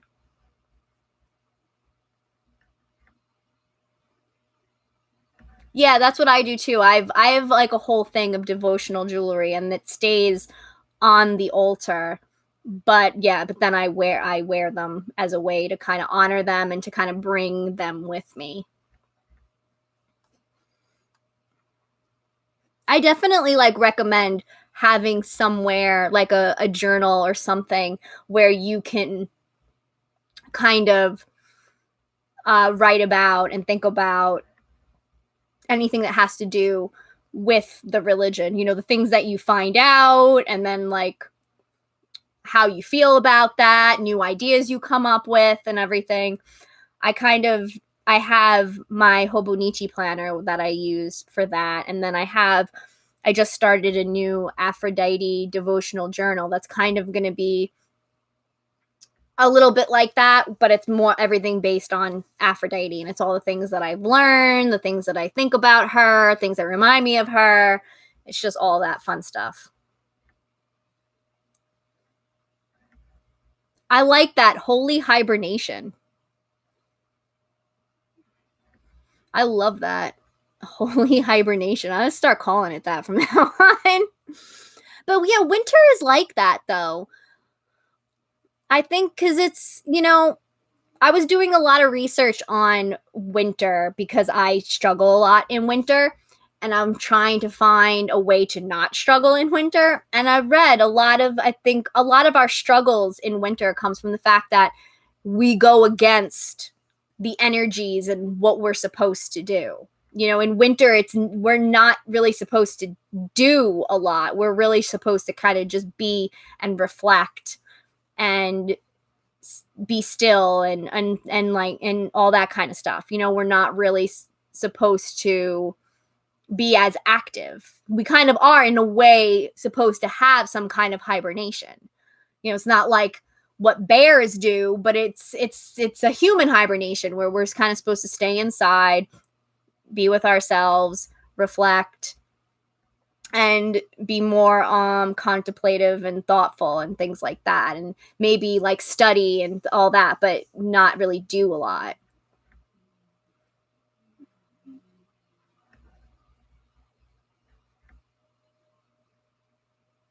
Oh, I love the idea of devotional teapot.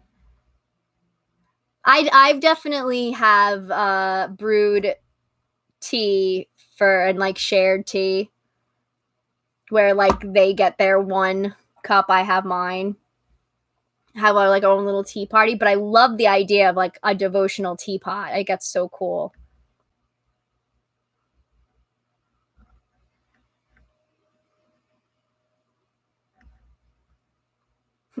It really is like the dark moon phase. It's true. It could be the change of the decade, yeah.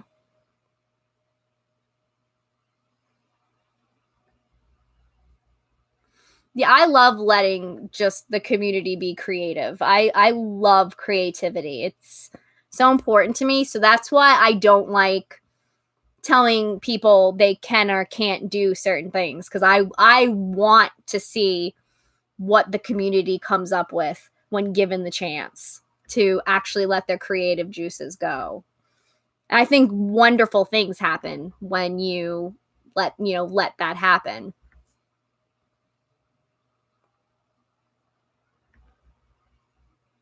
It's kind of funny because Persephone has always been way more active with me in the fall and winter when she's not in the underworld than when she's out.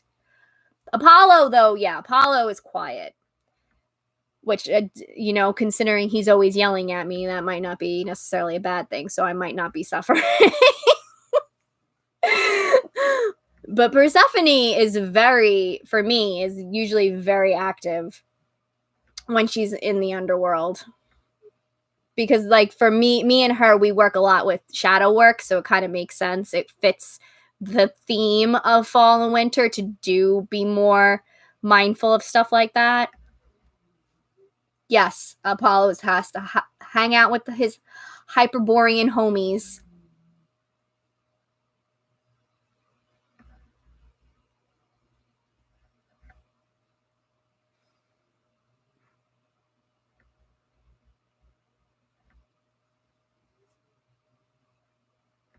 I love that. Oh my god, a fun shine Care Bear figurine that serves as the Apollo representation.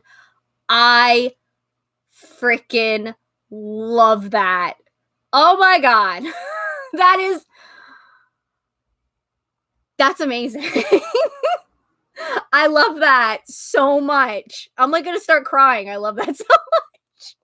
A fun shine Care Bear figurine. That's amazing. See, I love shit like that. I love that. This stuff makes me so happy. The daily route, I'm trying actually to recreate my daily routines because I want them. I can't say I want them to be a certain way because when I say that, that's my perfectionism talking. But I want to get certain things out of it. That's a little bit better. Especially because I'm trying to also incorporate a lot more like self-care and self-love into all of it. So yeah, I'm redoing all of mine, but I know a lot. What I want to do is to have a morning ritual and an evening ritual with Aphrodite. Have like basically like a good morning and do tarot readings, do gratitude work and things like that to get me all set for the day. And then at night have like a reflective time to kind of go over the day and to get ready for bed and to say goodnight and all that.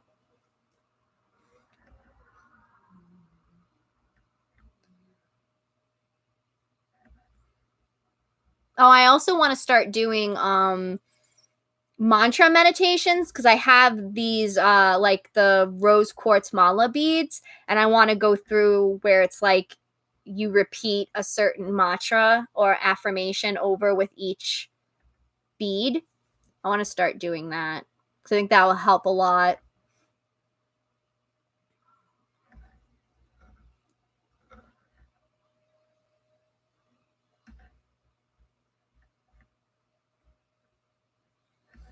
Well, you typically like formal rituals probably should be held like saved for like special occasions. Like I'm actually thinking about doing a little bit more formal rituals every Friday, considering the Fridays are sacred to Aphrodite.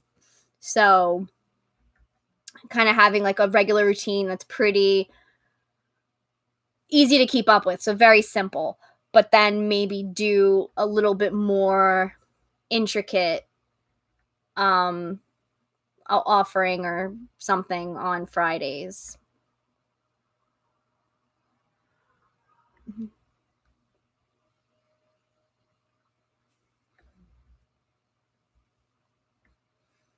I have to figure out what I'm doing. I really want to do some big stuff for Aphrodite April. I want that to be a thing. I want that to be my thing.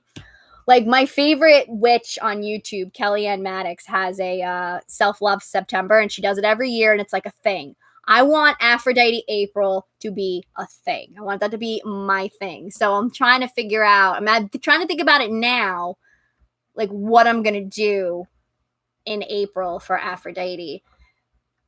I definitely want to actually make at least one podcast episode for her, because I have the one that's mine and hers relationship, but I don't have one that's like the Aries one where it's just about her.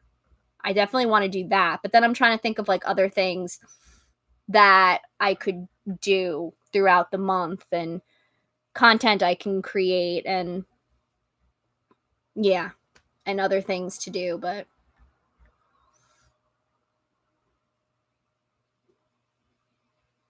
oh, that's a good idea, Equinox Mood. Say to have just like say something during your getting ready routine.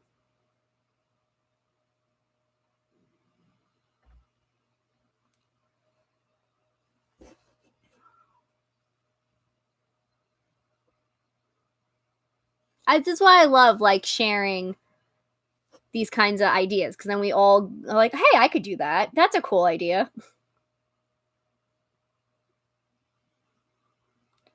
Oh, that's amazing, Mary, having different makeup looks for each of the gods. That's a cool idea. So I love this stuff. Stuff makes me so happy. I love all the different ways that people can come up with honoring the gods. Like I think that's something that makes like I think that's something that the gods love about us. Like I don't think they want to tell us, no, you have to do it this way, because I think they love watching us come up with all these new ways to honor them. You know, like who wouldn't like that? Who wouldn't love, people coming up with new ways to say, hey, I'm thinking of you. I think you're awesome. Like, thanks for everything you do. We love that stuff. We always want that in our relationships. We always tell people to be thoughtful, surprise me. So why wouldn't the gods want that? Gotta love that. Gotta look pretty for Aphrodite. That's true. She if we're going by mythology, she really does like the nice pretty clean shaven boys. But that's true, Juliet. Yes. Aphrodite thinks that we're all pretty no matter what. Get that skincare. I know. Aphrodite's just like so supportive. It's like crazy. It's too much sometimes. Sometimes I'm like, this is overwhelming, Aphrodite. You're too perfect. Stop.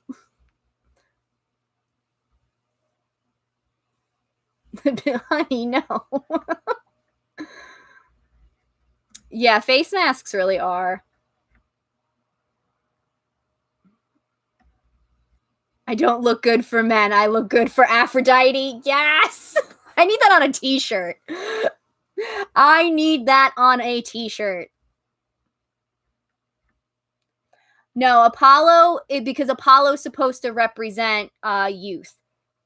That's why he's the god of like young boys and the protector of young boys. And it's also the reason actually why he's not considered married, because the idea is he's supposed to represent boys in their youth and all they represent. That's why, he's athletic, he's good looking, he's considered very he's creative, he's like all the things that young boys are, and also why he especially is the one that has a lot of male lovers too. Like he's very much, I mean a lot of them do, but he's really kind of he's like, they have him really represent that, because that was a big thing for the youths to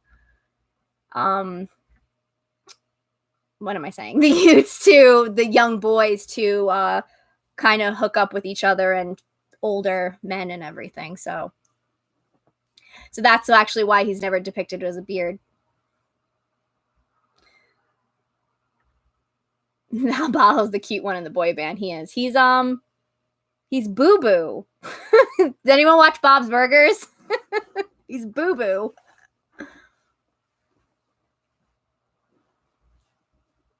Oh yeah, definitely. I absolutely have certain sense. I mean, obviously, with Aphrodite, it's always going to be roses.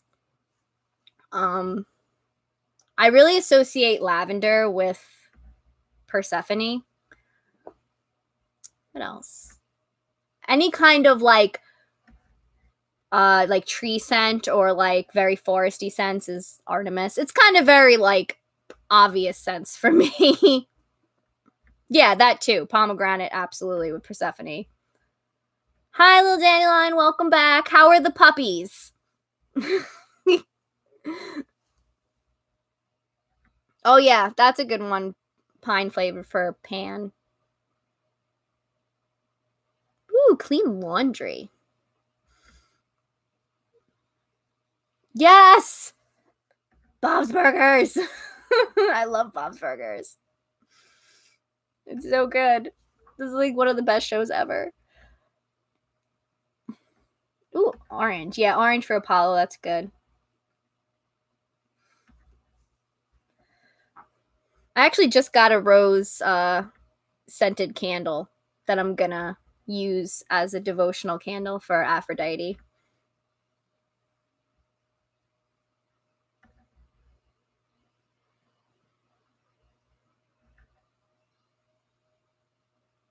Hi, Kaden.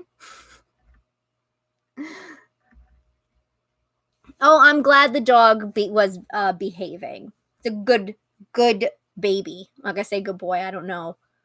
It's a good baby. Because they're all babies. I have to say that to Moo all the time. I have to look at her and go, "You're a baby." She like glares at me.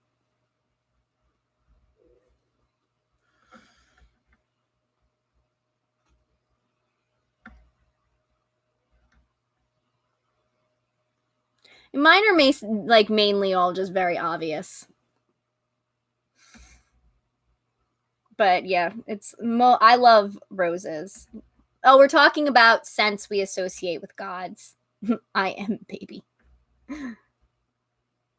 Rat baby. Oh, I love it. Rat baby. Yeah. I always have to tell her, I'm like, you are a baby. She doesn't understand. She keeps trying to do things. I'm like, but you're a baby. She's going to be 8 years old. I don't like it. I don't like it. My cat's going to be 8 in March. Ugh. Not a fan. I'm not a fan of her getting older. I have like so many names for Moo Kitty. I come up with new ones all the time. I feel like isn't that just being like a pet parent? Like, don't you just always end up calling them like every name that is not their name? She's an elegant woman. No, no, my baby is not a woman. She's a baby. Oh my god, loaf! I call Moo Kitty a loaf all the time when she sits like the loaf. I always say, I'm like, you're a loaf. You're a little loaf. I'm gonna slice you up and I'm gonna make Moo Kitty sandwiches. And she just looks at me like, I hate you.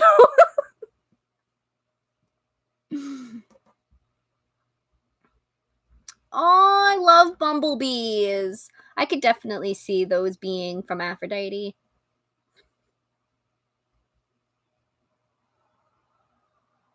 Yeah, I am. Don't grow up, stay cute. Stop it. I am. So I don't know if I could ever have human children. I would just be like, no. What are you doing? Stop. Stop growing. Because she poops. She poops a lot. Okay, now we're all talking about what we call. I call my cat, let's see. She's baby. She's baby love. She's honey bunches of oats. She's honey. She's munch. Munch is the big one because it's short for munchkin. So munch. I call her loaf. I call her stinky. I call her skips. I call her I just call her all different kinds. Oh, scooch. That's a big one. I call her scooch or scoochy pants. Because scoochada is like bratty or misbehaving in Italian, so I call her. I'm like, you're a scutch. You're being a scutchata. And I say, you got your scutchy pants on. Take your scutchy pants off.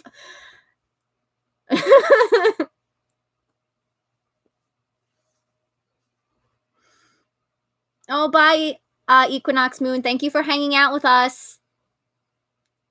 Oh my god. I'm glad I'm not the only one that uses honey bunches of oats. I don't know where it came from. I think I just would always call her honey, and then eventually just honey bunches of oats came. Someone asked a question.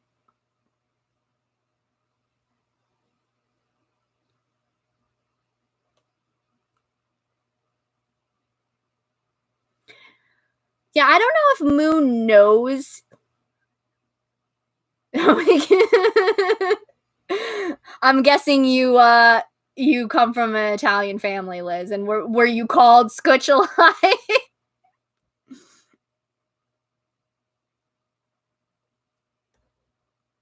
Yeah, that's not my name.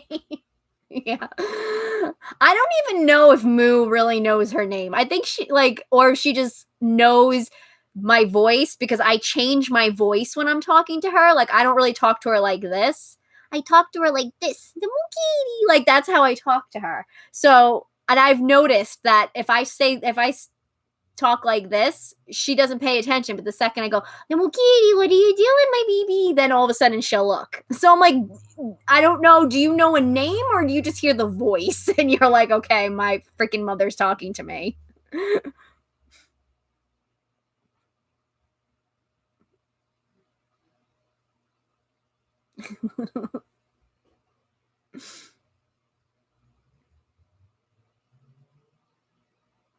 Yes, it is essential ownership. Like you have to have. You don't just talk to them in your regular voice.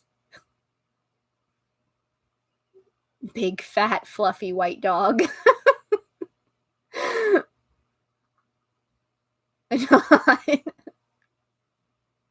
Yes, very loud. Oh yeah. Oh yeah. I'm Italian and Irish, and yeah, I'm very loud. As I think everyone can tell, I'm always shouting. Forget it. And when I'm drunk, it's even worse. Tubbs, Tubby. Tubby Wubs. I love it. Bubby Bubba. Fat girl. Who's the god of cats? There really isn't one in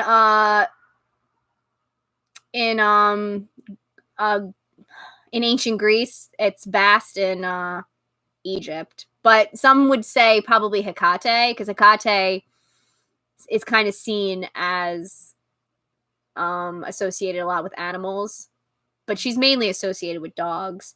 And then there's also Artemis, who's kind of the goddess of like all wildlife. So it's kind of like it's kind of one of those where you just kind of come up with what you want, because yeah, there really isn't an official one. Toilet paper. Yeah, we could talk about hero worship. What do you want to know about hero worship?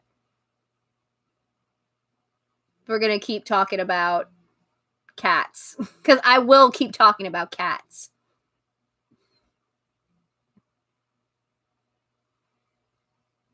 Oh, yeah, that's true. Dionysus is depicted with the big cat, so that's a good. I never even thought of that. That's a good point, Evan. Whoa, my screen just like went all weird. I'm like, I watch way too many horror movies.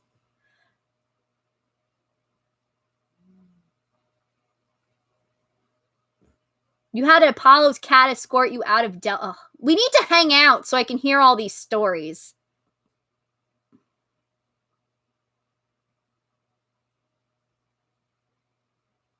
This is for you, Artemis. Fist clutch from an anime. Oh my god, you all make me laugh. Captain America. I mean, yeah, okay. I wasn't the only one that my screen glitched for a second. We're gonna ignore it. I've watched way too many horror movies. Gonna ignore it. Anyway, as to Caden's question, so we can actually like discuss something other than animals. Because I will talk about cats forever. So hero worship, it depends, because the Greeks definitely had a way that they did it. Like there were like specific days, like especially for Heracles, he had I think the fourth. Yeah, I think it's the same day as Aphrodite and Hermes, that the fourth of every month is sacred to him. And there were even festivals held in their honor and everything like that. So you can go about the way that they do it, or you do the modern way, which is you worship who you want to worship. So if you feel called to worship one of the heroes, then you can do that. And how you do it really isn't any different than how you would go about worshiping a god, because essentially they are kind of deified. So yeah. Hi.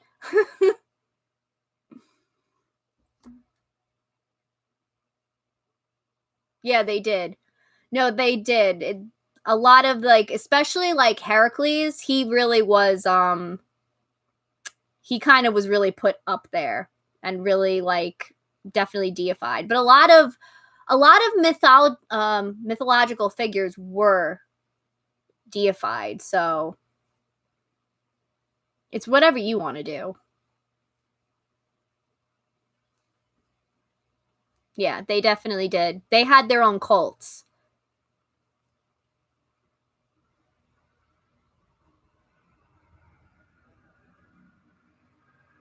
Oh yeah. Oh yeah, they definitely did. That was one of the reasons also, like with mythology, like why I say don't put so much stock in mythology, because most of the time they were written. I feel like I'm like washed out a little bit. Okay. I feel like no. They were written with like certain motives in mind. A lot of it was about like legitimacy and trying to legitimize certain families and everything.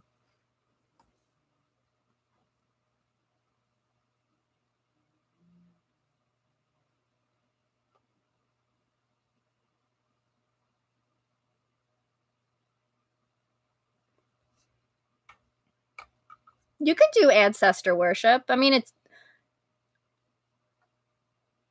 you could, yeah. I mean, you're worshiping like your ancestors. That's not like a just a Greek thing. Like that's across pretty much almost all cultures have, I feel like, some kind of ancestor worship. So you don't need, anyone can do it.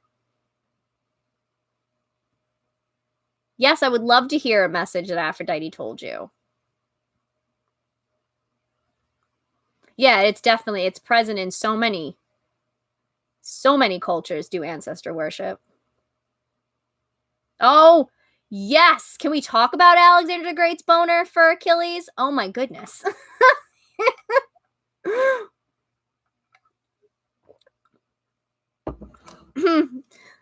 I freaking loved how much Alexander the Great loved Achilles and wanted to be Achilles, to the point where he was like him and Hephaestion. He was just like, we're gonna be Achilles and Patroclus. Yeah, I'm like, I love this. They basically were cosplaying.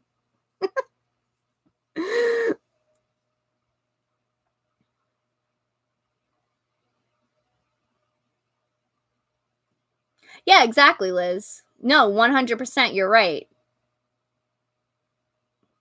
It's like how you want to view worship in a way, especially when it comes to our ancestors.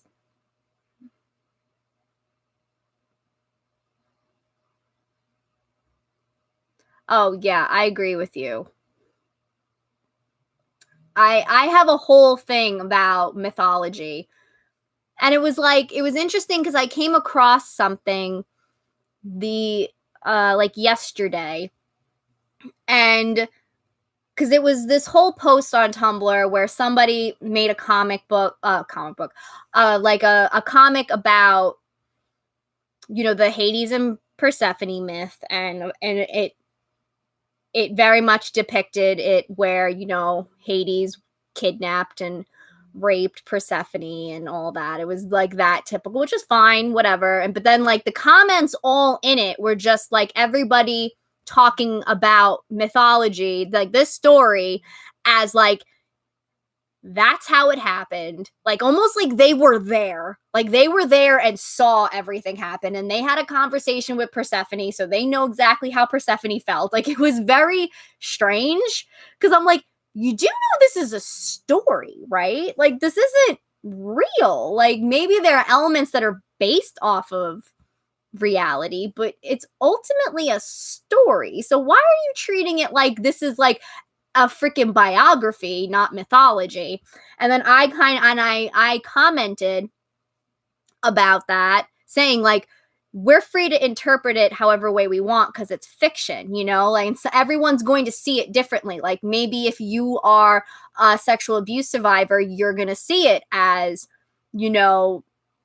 Persephone dealing with being a survivor herself. Maybe if you have an overbearing mother, you're going to see it as Persephone trying to get away from her overbearing mother. If you struggle a lot with finding your own power and everything, maybe you're going to see it as Persephone being somebody who decided she wanted to be her own goddess and find her own power, and she took what was rightfully hers the whole time, which was being, queen of the underworld. Like there's so many different ways to interpret it, and we're free to do that because it's ultimately fiction. And then somebody was like, I disagree with that because these stories like influenced culture and showcases tradition, and so it's not the same thing. It's not the same thing as like a Harry Potter book. And I was like, and I didn't reply to that because I didn't know when that was even commented to me, and also I'm trying to not get involved with things on Tumblr anymore. But my thought is so are you saying that like media today doesn't influence our culture and doesn't showcase our traditions and our beliefs? You know what I mean? Like, again, I feel like there's this idea that just because something's ancient, it's like super sacred and it's different from what we experience today.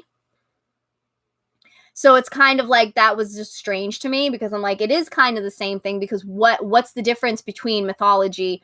What is the difference between kind of mythology and Harry Potter in a way? Harry Potter influenced a whole generation, and there's plenty of books and TV shows and movies and other kinds of literature and artwork that has literally shaped a whole culture, has shaped a generation, has been truly important. But does that mean we're not allowed to interpret it? Like, like I didn't understand that logic at all. Yeah, and especially considering like I think the problem is people don't understand that this isn't just one story.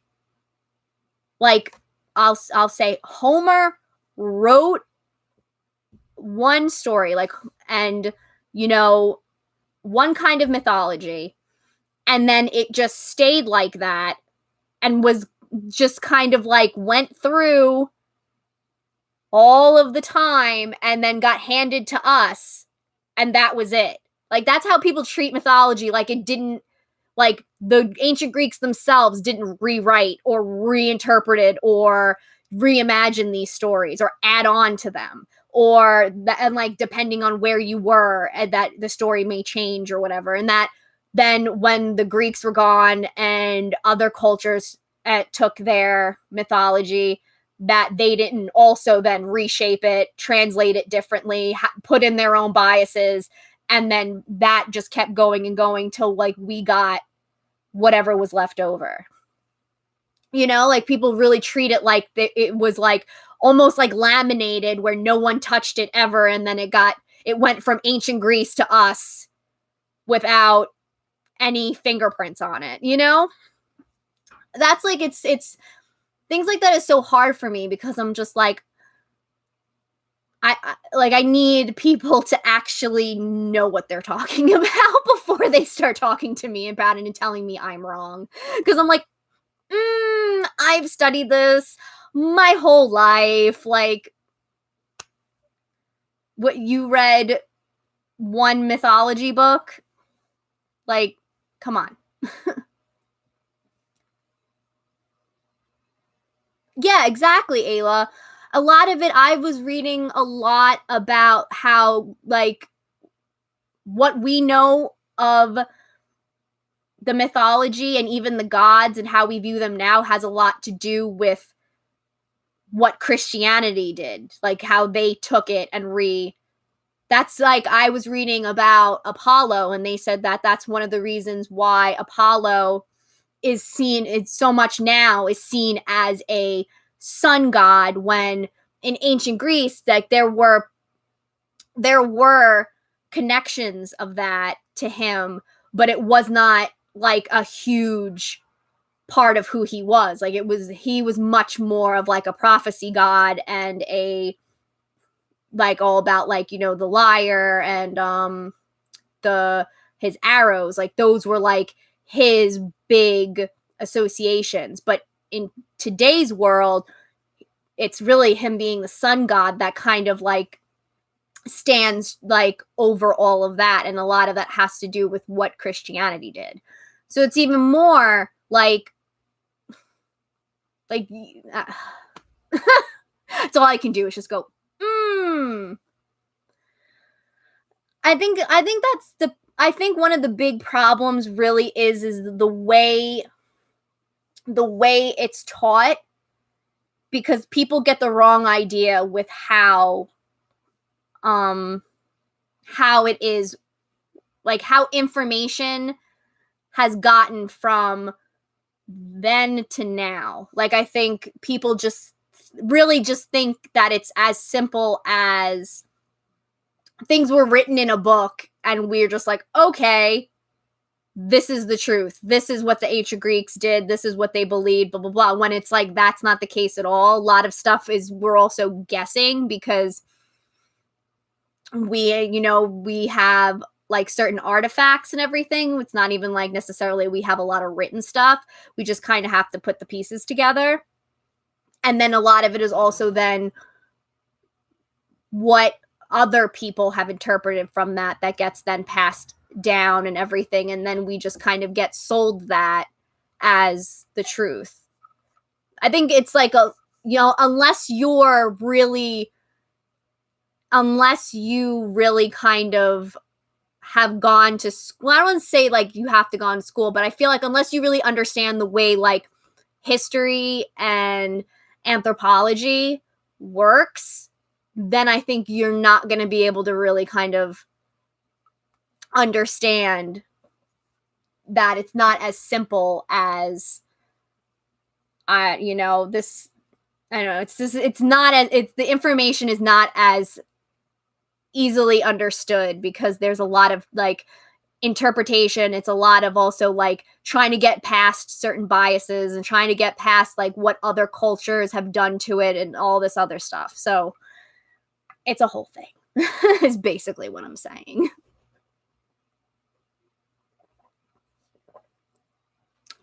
Bye, Juliet. I adore you. Thank you for hanging out with us.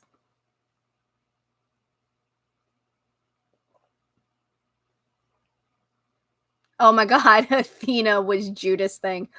Oh, that's still hilarious.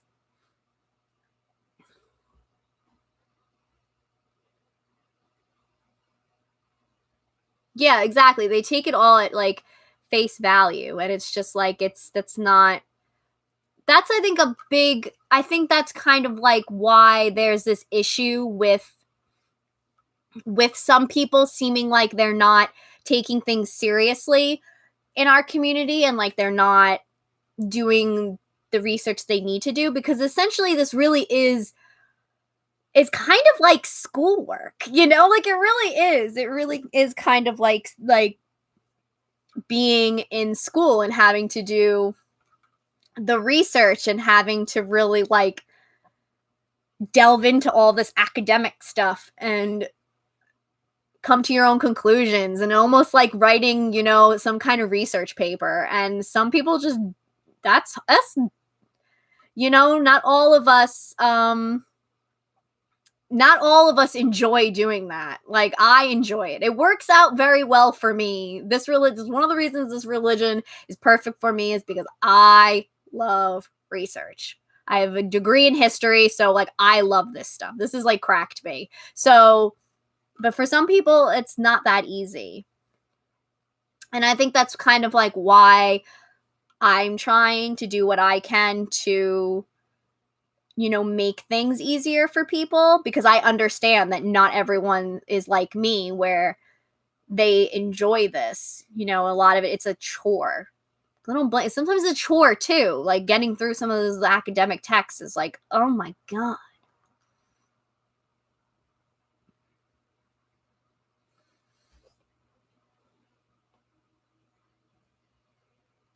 Yes, arete does take some work.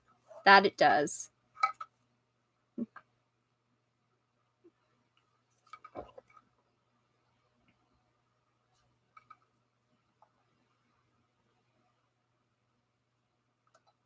Yeah, it's difficult. It's some people just are not. Some people like, it's just not, their brains just don't work that way.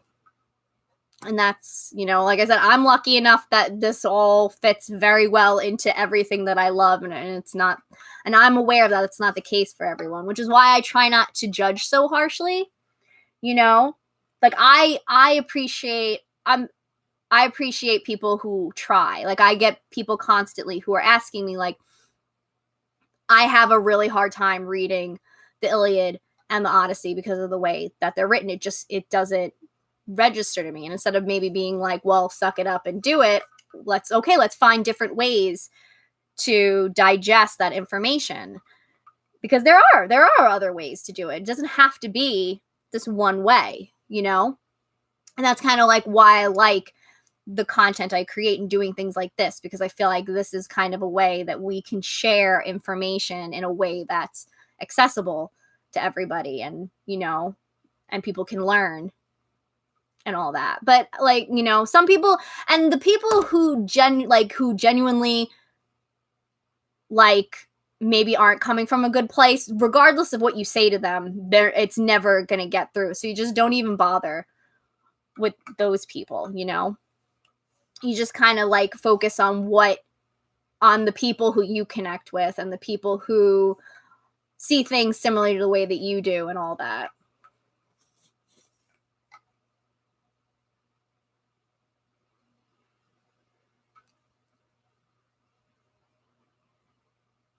Yeah, definitely. That's what I try to always be like with my podcasts. Like I try it to make it as just very modern language, very just a lot of humor, like trying to find I think one of the things that works why like I would be really good at doing things like this is because I also love using metaphors. I love and analogies. I love doing that, which I think helps a lot, because it's like when you can compare something that's hard to understand to something else, like, oh, like I remember one podcast episode I talked about like comparing something to like leveling up in Pokemon, like I'm like, I love things like that. So I feel like that stuff helps. Like there's nothing wrong with, people think it's like dumbing it down, and I'm like, it's not dumbing it down. It's making it more accessible. That's how I see it as.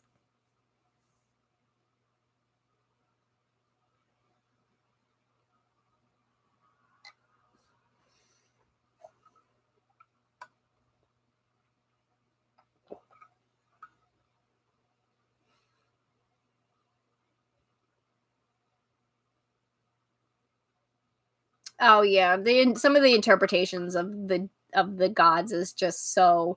But those people, it's like people who like just boil them down to these like just super wrong stereotypes. I know nothing about them. They just read the myths and that's it. So they know they are Jon Snow and they know nothing.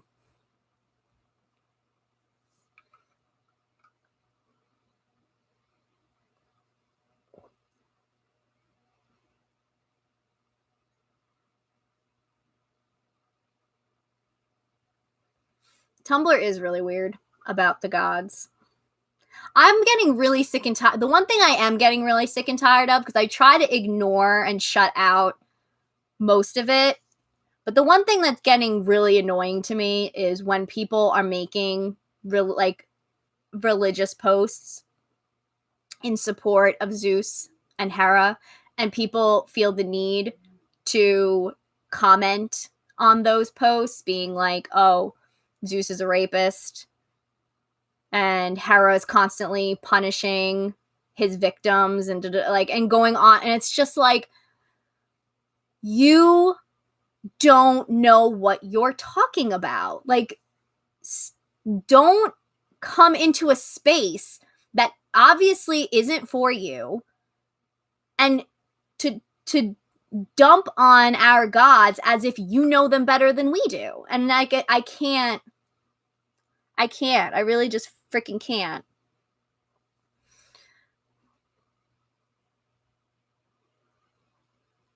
Tumblr Apollo. Oh my god, is that a thing? Tumblr Apollo? What is Tumblr Apollo? I've never heard the term Tumblr Apollo. What is Tumblr Apollo? Who is Tumblr Apollo? Is this like, I have an idea, but I want to make sure. Okay, what, Kaden, what, I didn't get to read what you wrote.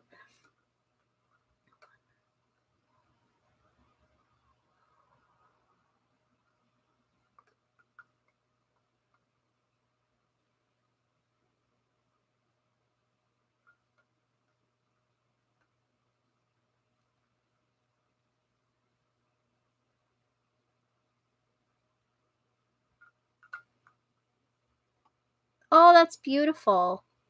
I loved it. I love Aphrodite.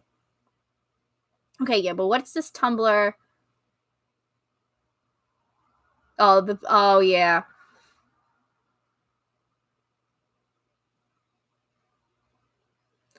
Okay. Yeah, no.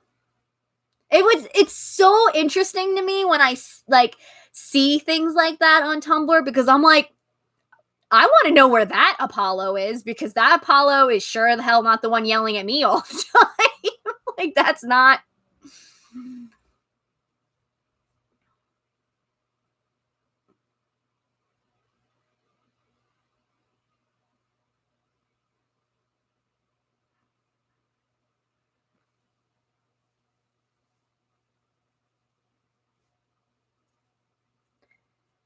Yeah, like, I don't.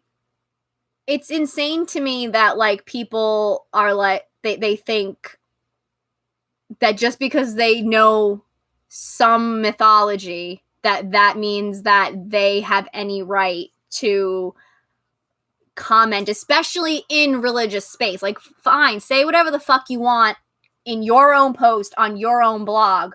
I don't give a shit about that. But if you're actually going to come onto somebody's religious post, or even just someone else's post, and start saying shit like that, it's like, I try not to be mean, but I sometimes really just want to be like, you're just showing that you have no idea what you're talking about. And I'm just like, I'm not, no.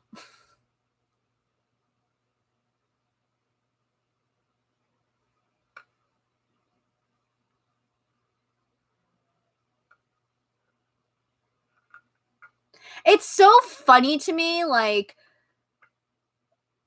when people start, when it's, the one who I have the hardest time with, though, is it's like, now that I know Aries so well, that it's just still a shocker to me every time anyone, like, acts like he's this, like villain, basically, that he's just, like, this, like, murderous, warmonger kind, because I'm just like, me and Ayla were talking about Aries the other day, and literally we were just like, he's such a dad. Like, he's that type of guy. He's that type of dad that'll just be like, that'll kind of embarrass you a little bit, because he's like, we could talk about this, like that embarrassing thing that maybe you don't want to talk about, but we'll talk about it because I love you and support you. And you're like, oh my God, Dad, I can't talk about this with you. Whatever, and he's also like super protective. Like, he's just like, do you need, I will defend your honor. But then he's also like the type of dad that like you'll send like a cat video to, or no, what did I say? No, it was a dog video. It was a dog video while he's sitting there trying to train the troops or whatever, and he's just looking at it and he starts crying because he's like, oh, look at this little puppy trying to get up on the couch. You go, little puppy. I believe in you. Like, that's Aries. Like, it's so funny to me when people are just like, he's so scary. I'm like, he's not. He's really not. You relax, I just want to hug. That's really it. I think Aries is more likely to cry over things than Aphrodite is.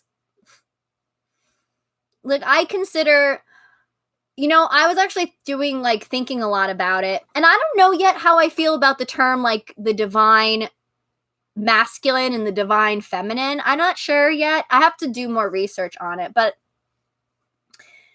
I was thinking that if I was to believe in those concepts, I would definitely see Aphrodite and Aries as divine feminine and divine masculine, because they just feel so much like they are like very similar, but it's like different approaches to the same concepts. Like, I feel like, Aphrodite definitely has more of those like the traditional feminine attributes, and then Aries is seen as having the more like traditional masculine attributes, but at the same time they both embody both. So, but I definitely kind of see them as like almost like two sides of the same coin kind of deal. Hold my poodle.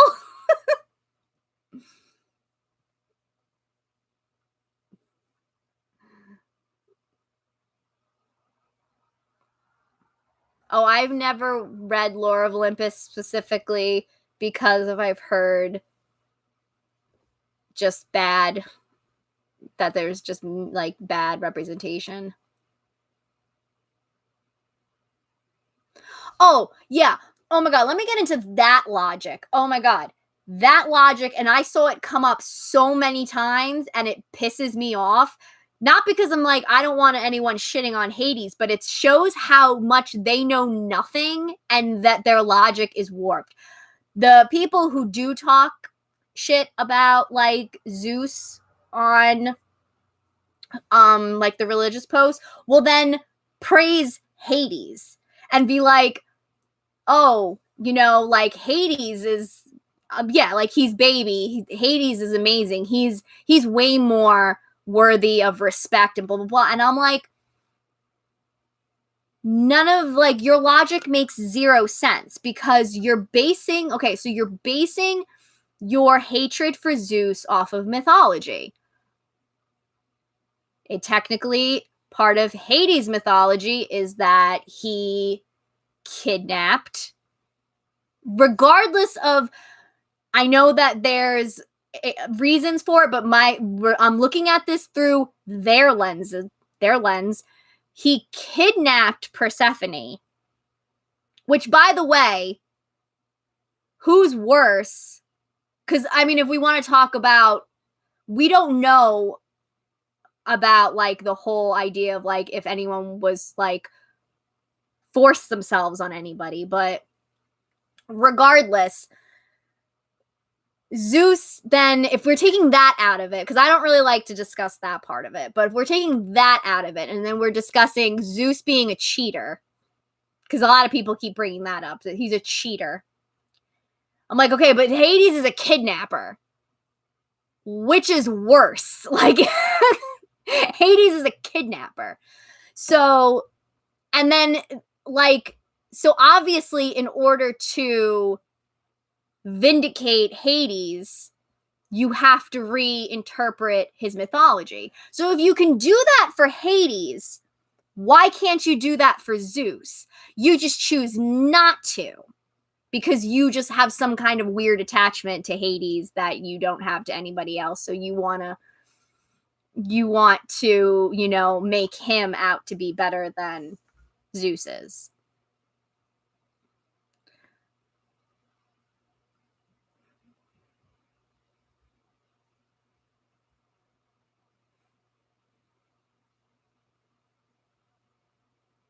Yeah, like I've seen that come up so many times where people like used Hades as a way to further prove that Zeus is terrible, and I'm like, that logic makes zero sense. like if you're going to base one of the gods completely on their mythology and judge them on that, then you have to do it with all of them, because then you're just now picking and choosing, and you're just showing that you have favorites, and that, again, you have no idea what you're talking about.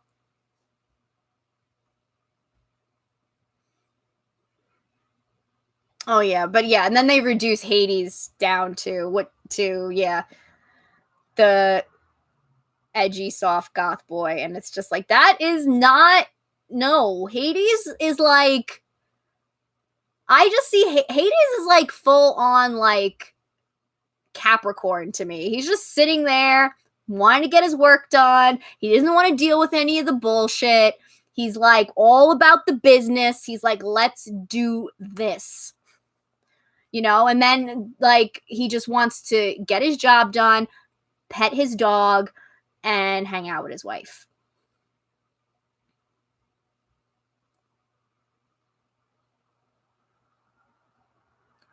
Oh, I know.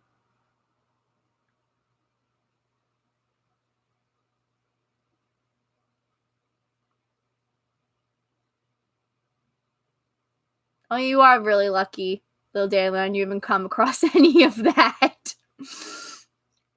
But yeah, it annoys me because, to me, especially, Zeus and Hera are my divine parents. That's how I look at them as. They are my divine parents. So I will defend them in their marriage always, because you have to look at it through how it's presented is through the lens of how the ancient Greeks saw marriage and saw what men can get away with and versus what women can get away with, and the idea of how men and women are. Like, that's why the whole thing about mythology, I'm like, it is, if you understood Greek culture, then you would easily look at all this and go, this is the ancient Greeks talking. This is not them witnessing something go down and recording it. No, this is them writing stories with their own beliefs, culture, customs, everything, biases in it. Like, it is so obvious that that's what it is.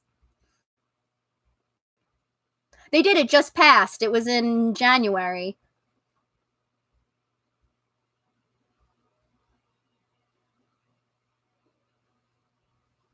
Yeah, because the whole idea is that, I talked about it in my podcast for Zeus. The idea too is that he's the father. Like, that's his whole thing. So of course, he's got to be going around making babies.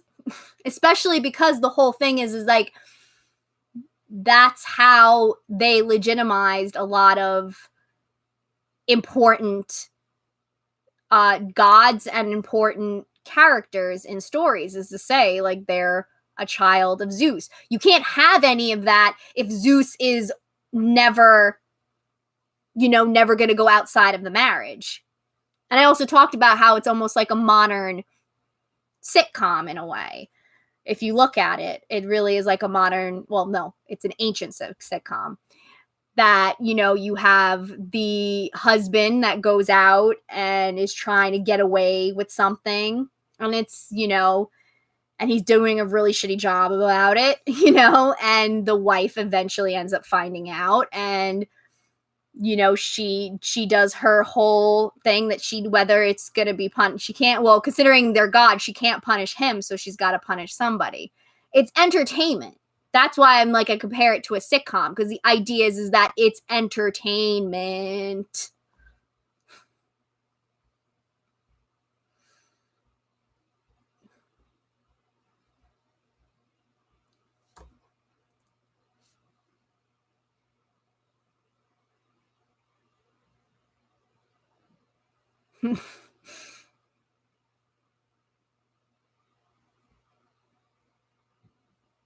That's true.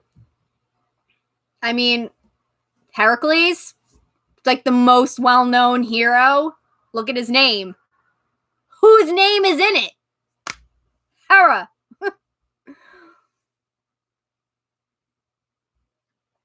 So yeah, like it annoys me. It does annoy me because I just don't like it.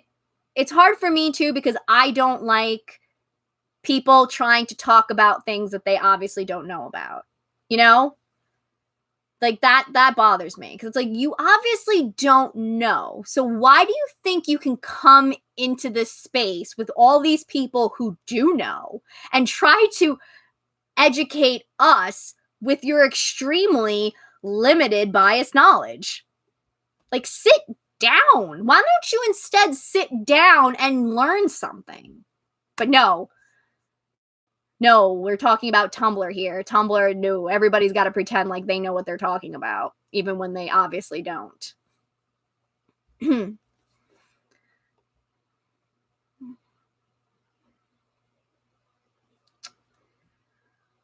Oh my god, so many rants.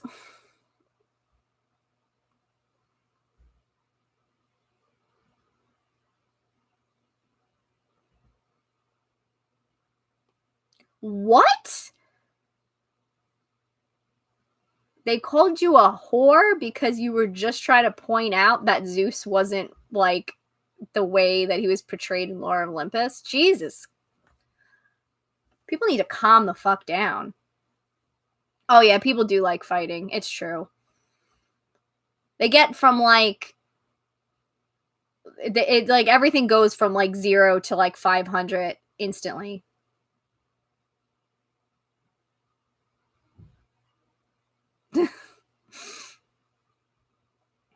Yeah, we are almost at 3 hours. I'm probably going to end it soon, though.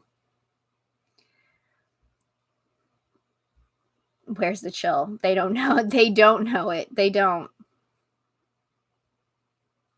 It is true. The line, I do feel like the line between classics majors and Hellenics is very thin. I really do feel that way.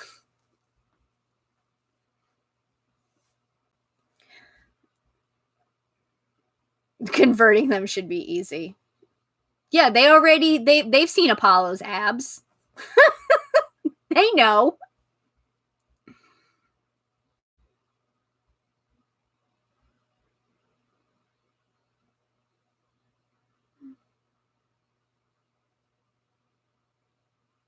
That's amazing. You got to pour a libation to Athena with classic major friends. It's awesome.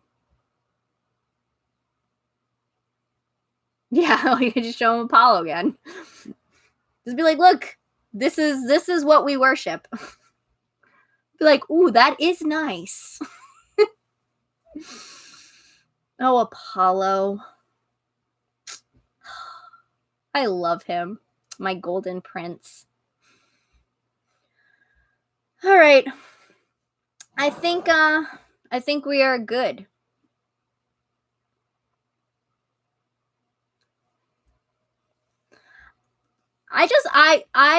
It seems like the fandom is really toxic from what people have talked a lot about, kind of how nasty they can be, which is really odd to me. What I'm annoyed about it is that they've taken over the damn deity tags on Tumblr. I remember trying to look up Artemis, and I went in there and then came out, and I knew way more about lore of Olympus than I ever wanted to know just for scrolling through the Artemis tag. And I was like, this is annoying.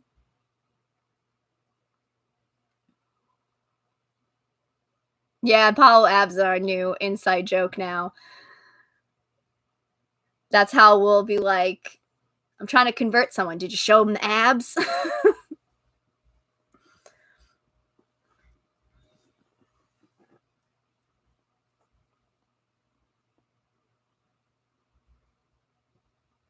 Oh god, yeah, we don't even go into Tumblr's freaking purity problematic culture. Oh, it's so bad. It's so ridiculous.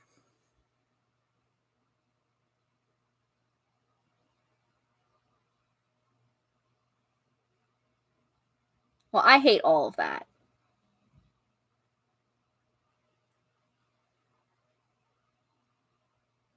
They weren't those poor ex-atheists. They weren't ready. They were not ready for the abs. They were not. Oh.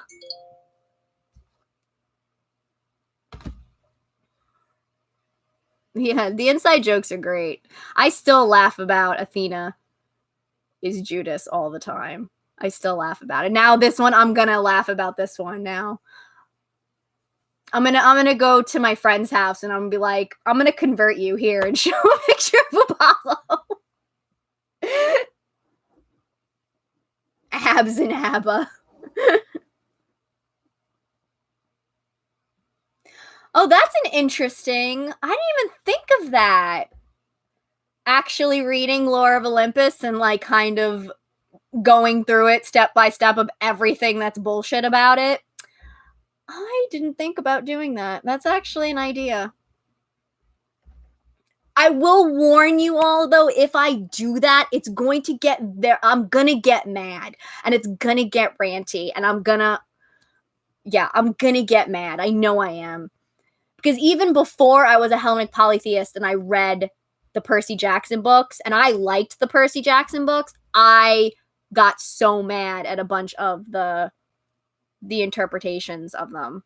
Of like, I hated Dionysus, I hated Persephone. Like, I would go on whole rants. And that's when I wasn't a Hellenic polytheist and when I actually liked the books. So imagine what's gonna happen.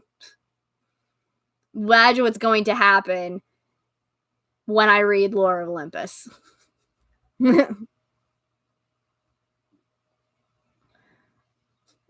I will adopt anyone. I'm very Aphrodite like that. I will, or more like Aries. Aries is the one adopting adopting children.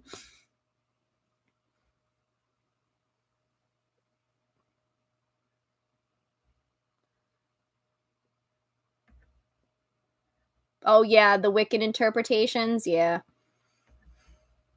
I just get mad when they like treat it as like, because I remember someone made a post on Tumblr that was like, oh, Wiccan gods, and then literally just listed like the Norse gods, the Greek gods, the Roman gods, Hindu gods, like, oh, I don't, and Egyptian gods, and then everyone was like, no, those aren't Wiccan gods.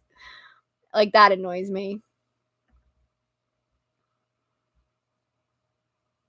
Yeah, I know. Yeah, right. Can you imagine? I would like have, and I would just be like, okay, read it. Nope, not doing this.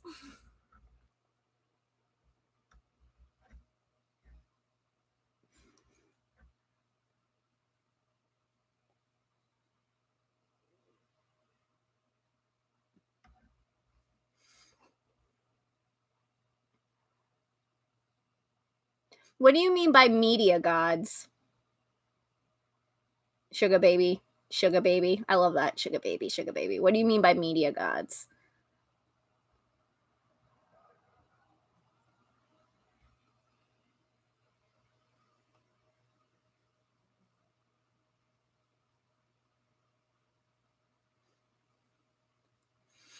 I do know some people, I do know some Hellenic polytheists who do actually read Lore Olympus and enjoy it. That's, that's their prerogative. I think it's a lot of it is, you do have to separate.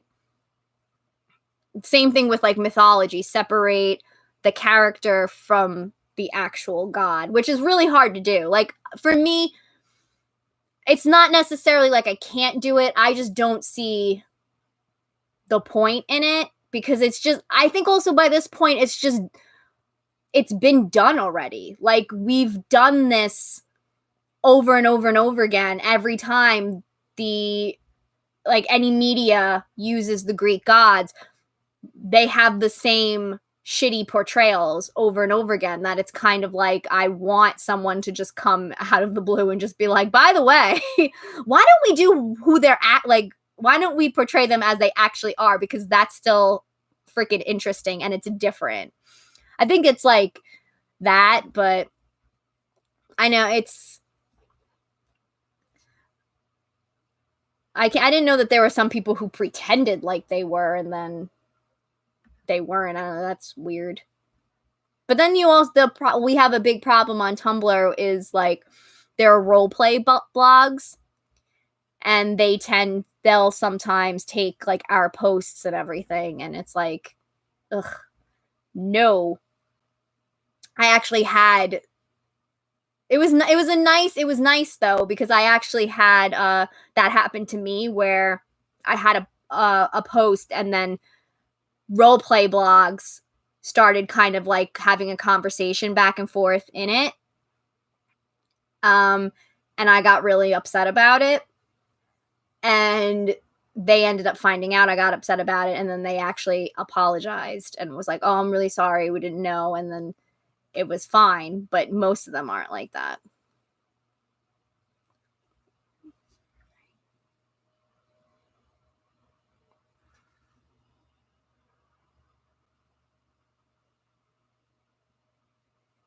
Oh, I mean, I don't like any. Like I said, to me, I never liked a lot of media that, like, even before I was a Hellenic polytheist, I kind of had an idea that the gods were not how they were in mythology, that there was more to them than just that. So it used to annoy me when they were portrayed in that very limited, terrible way. And it always annoyed me, and it still annoys me because, again, like I said, it's old by this point. Like they've done it over and over and over and over and over and over again, that it's kind of like, can't we do something different? The only one I did really like was Nikita Gill's poetry book, The Great Goddesses. That I enjoyed, even though in a lot of ways some things she kept, or I don't know what their pronouns are, so I'll just say I think it's she. Like Zeus being how he's portrayed in mythology, that was still in the book and everything, but a lot of other things were different. That was really refreshing, and I kind of understood where they were going with it, this idea, because it's supposed to symbolize what we're going through now with society, with all these powerful men that have used their power to control women and to have their way with women and to silence women and everything. And then now that there's kind of like this idea that there's like a reckoning happening. So I understand that Zeus was being kind of used to represent that, which I'm fine with that. Like I'm okay with using the gods and their mythological personas, using that in order to symbolize important things that are happening in our culture today. Then I feel like it serves a purpose, and that's kind of what mythology did in the first place was the gods were portrayed a certain way within those stories to convey certain messages, to do certain things, but to just have these stereotypical, personalities or whatever that don't do anything than just continue to perpetuate this idea that that's all they are, that's boring to me. And it's just not okay. But to do it for a higher purpose, then I'm kind of like, okay, I get the connection you're making with that. And then I actually kind of find that, I think that I think the Zeus that I know wouldn't be mad about that. I think he would be like happy that, that kind of message and that kind of but that kind of message was being put out there.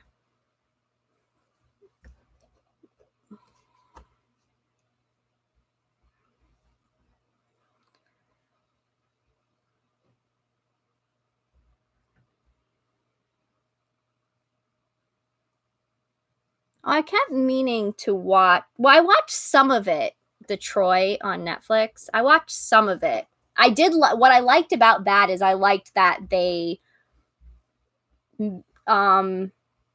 made everyone. They didn't make everybody white. That I really enjoyed. I was like, that's different. And I'm like, I like that. People were all up in arms about that, though. I was like, what the fuck?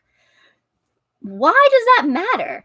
Yeah, because I think Achilles is black, and people were like, no. And I'm like, what the fuck does it matter? Doesn't change the story at all.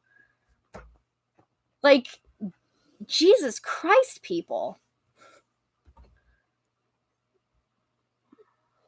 But I mean, I guess we can't say anything considering, like, that happens all the time. Freaking when a black actress got casted as Ariel, everybody lost their damn minds. It's like, oh my God. It's a fucking mermaid. Like, get over it.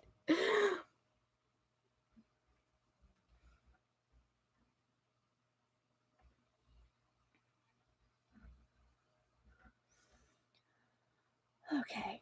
All right. I think I'm going to head out now because I need to go to my friend's house and I'm getting sleepy. And I'm going to keep ranting.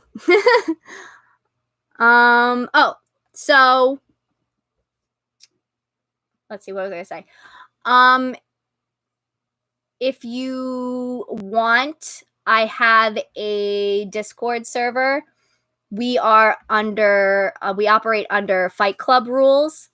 So first rule is you don't talk about it. That's why if you aren't part of it already, you might not know about it because I don't really advertise it because we kind of want to just keep it. We don't want it to explode.